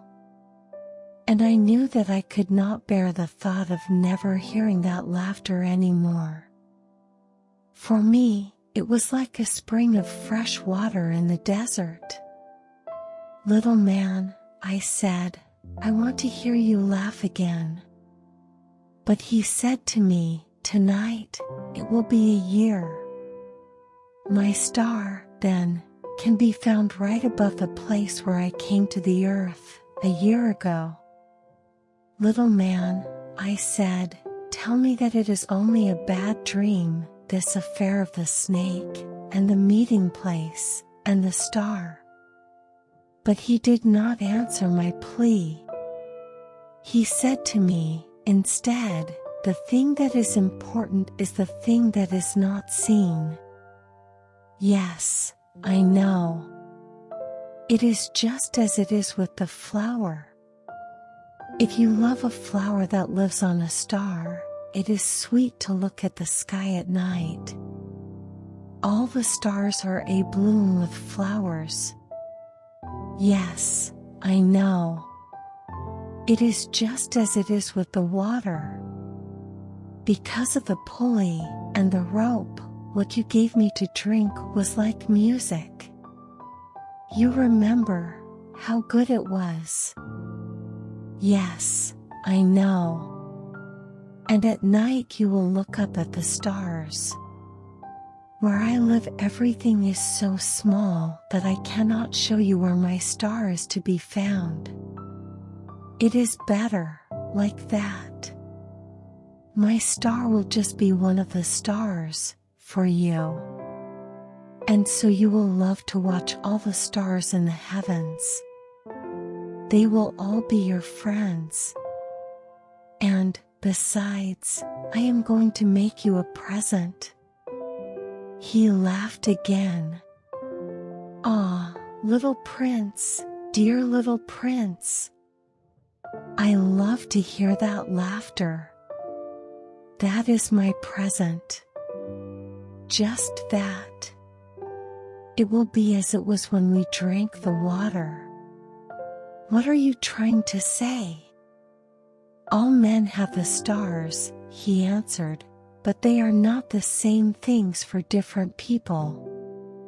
For some, who are travelers, the stars are guides. For others, they are no more than little lights in the sky. For others, who are scholars, they are problems. For my businessman, they were wealth. But all these stars are silent. You alone, will have the stars as no one else has them. What are you trying to say? In one of the stars I shall be living. In one of them I shall be laughing.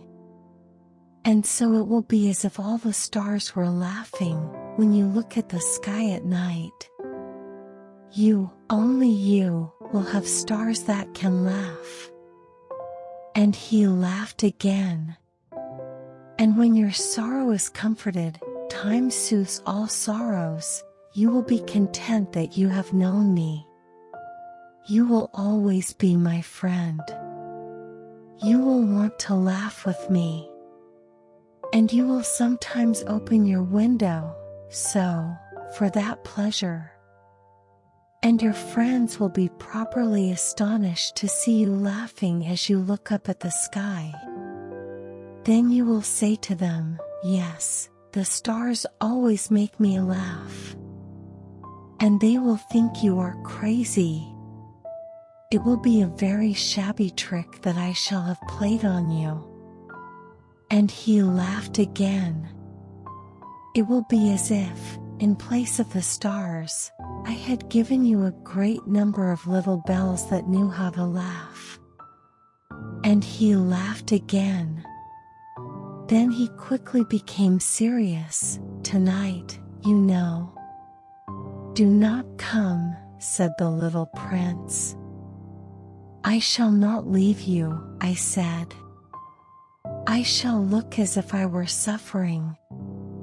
I shall look a little as if I were dying. It is like that. Do not come to see that. It is not worth the trouble. I shall not leave you. But he was worried. I tell you, it is also because of the snake. He must not bite you. Snakes, they are malicious creatures. This one might bite you just for fun. I shall not leave you. But a thought came to reassure him. It is true that they have no more poison for a second bite. That night I did not see him set out on his way. He got away from me without making a sound. When I succeeded in catching up with him, he was walking along with a quick and resolute step. He said to me merely, "Ah, you are there." And he took me by the hand. but he was still worrying. "It was wrong of you to come. You will suffer. I shall look as if I were dead, and that will not be true." I said nothing. "You understand. It is too far. I cannot carry this body with me. It is too heavy." I said nothing. "But it will be like an old abandoned shell." "There is nothing sad about old shells." I said nothing. He was a little discouraged. But he made one more effort. "You know, it will be very nice. I, too, shall look at the stars. All the stars will be wells with a rusty pulley. All the stars will pour out fresh water for me to drink." I said nothing. "That will be so amusing. You will have 500 million little bells, and I shall have 500 million springs of fresh water." And he too said nothing more, because he was crying. "Here it is. Let me go on by myself." And he sat down, because he was afraid. Then he said, again, "You know, my flower. I am responsible for her. And she is so weak. She has 4 thorns, of no use at all, to protect herself against all the world." I too sat down, because I was not able to stand up any longer. "There now, that is all." He still hesitated a little, then he got up. He took one step. I could not move. There was nothing but a flash of yellow close to his ankle. He remained motionless for an instant. He did not cry out. He fell as gently as a tree falls. There was not even any sound, because of the sand.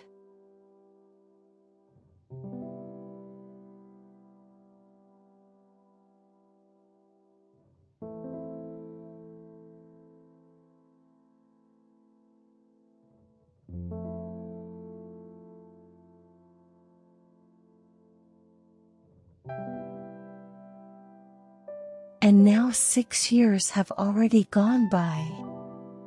I have never yet told this story. The companions who met me on my return were well content to see me alive. I was sad, but I told them, "I am tired." Now my sorrow is comforted a little. That is to say, not entirely. But I know that he did go back to his planet, because I did not find his body at daybreak. It was not such a heavy body. And at night I love to listen to the stars. It is like 500 million little bells. But there is one extraordinary thing.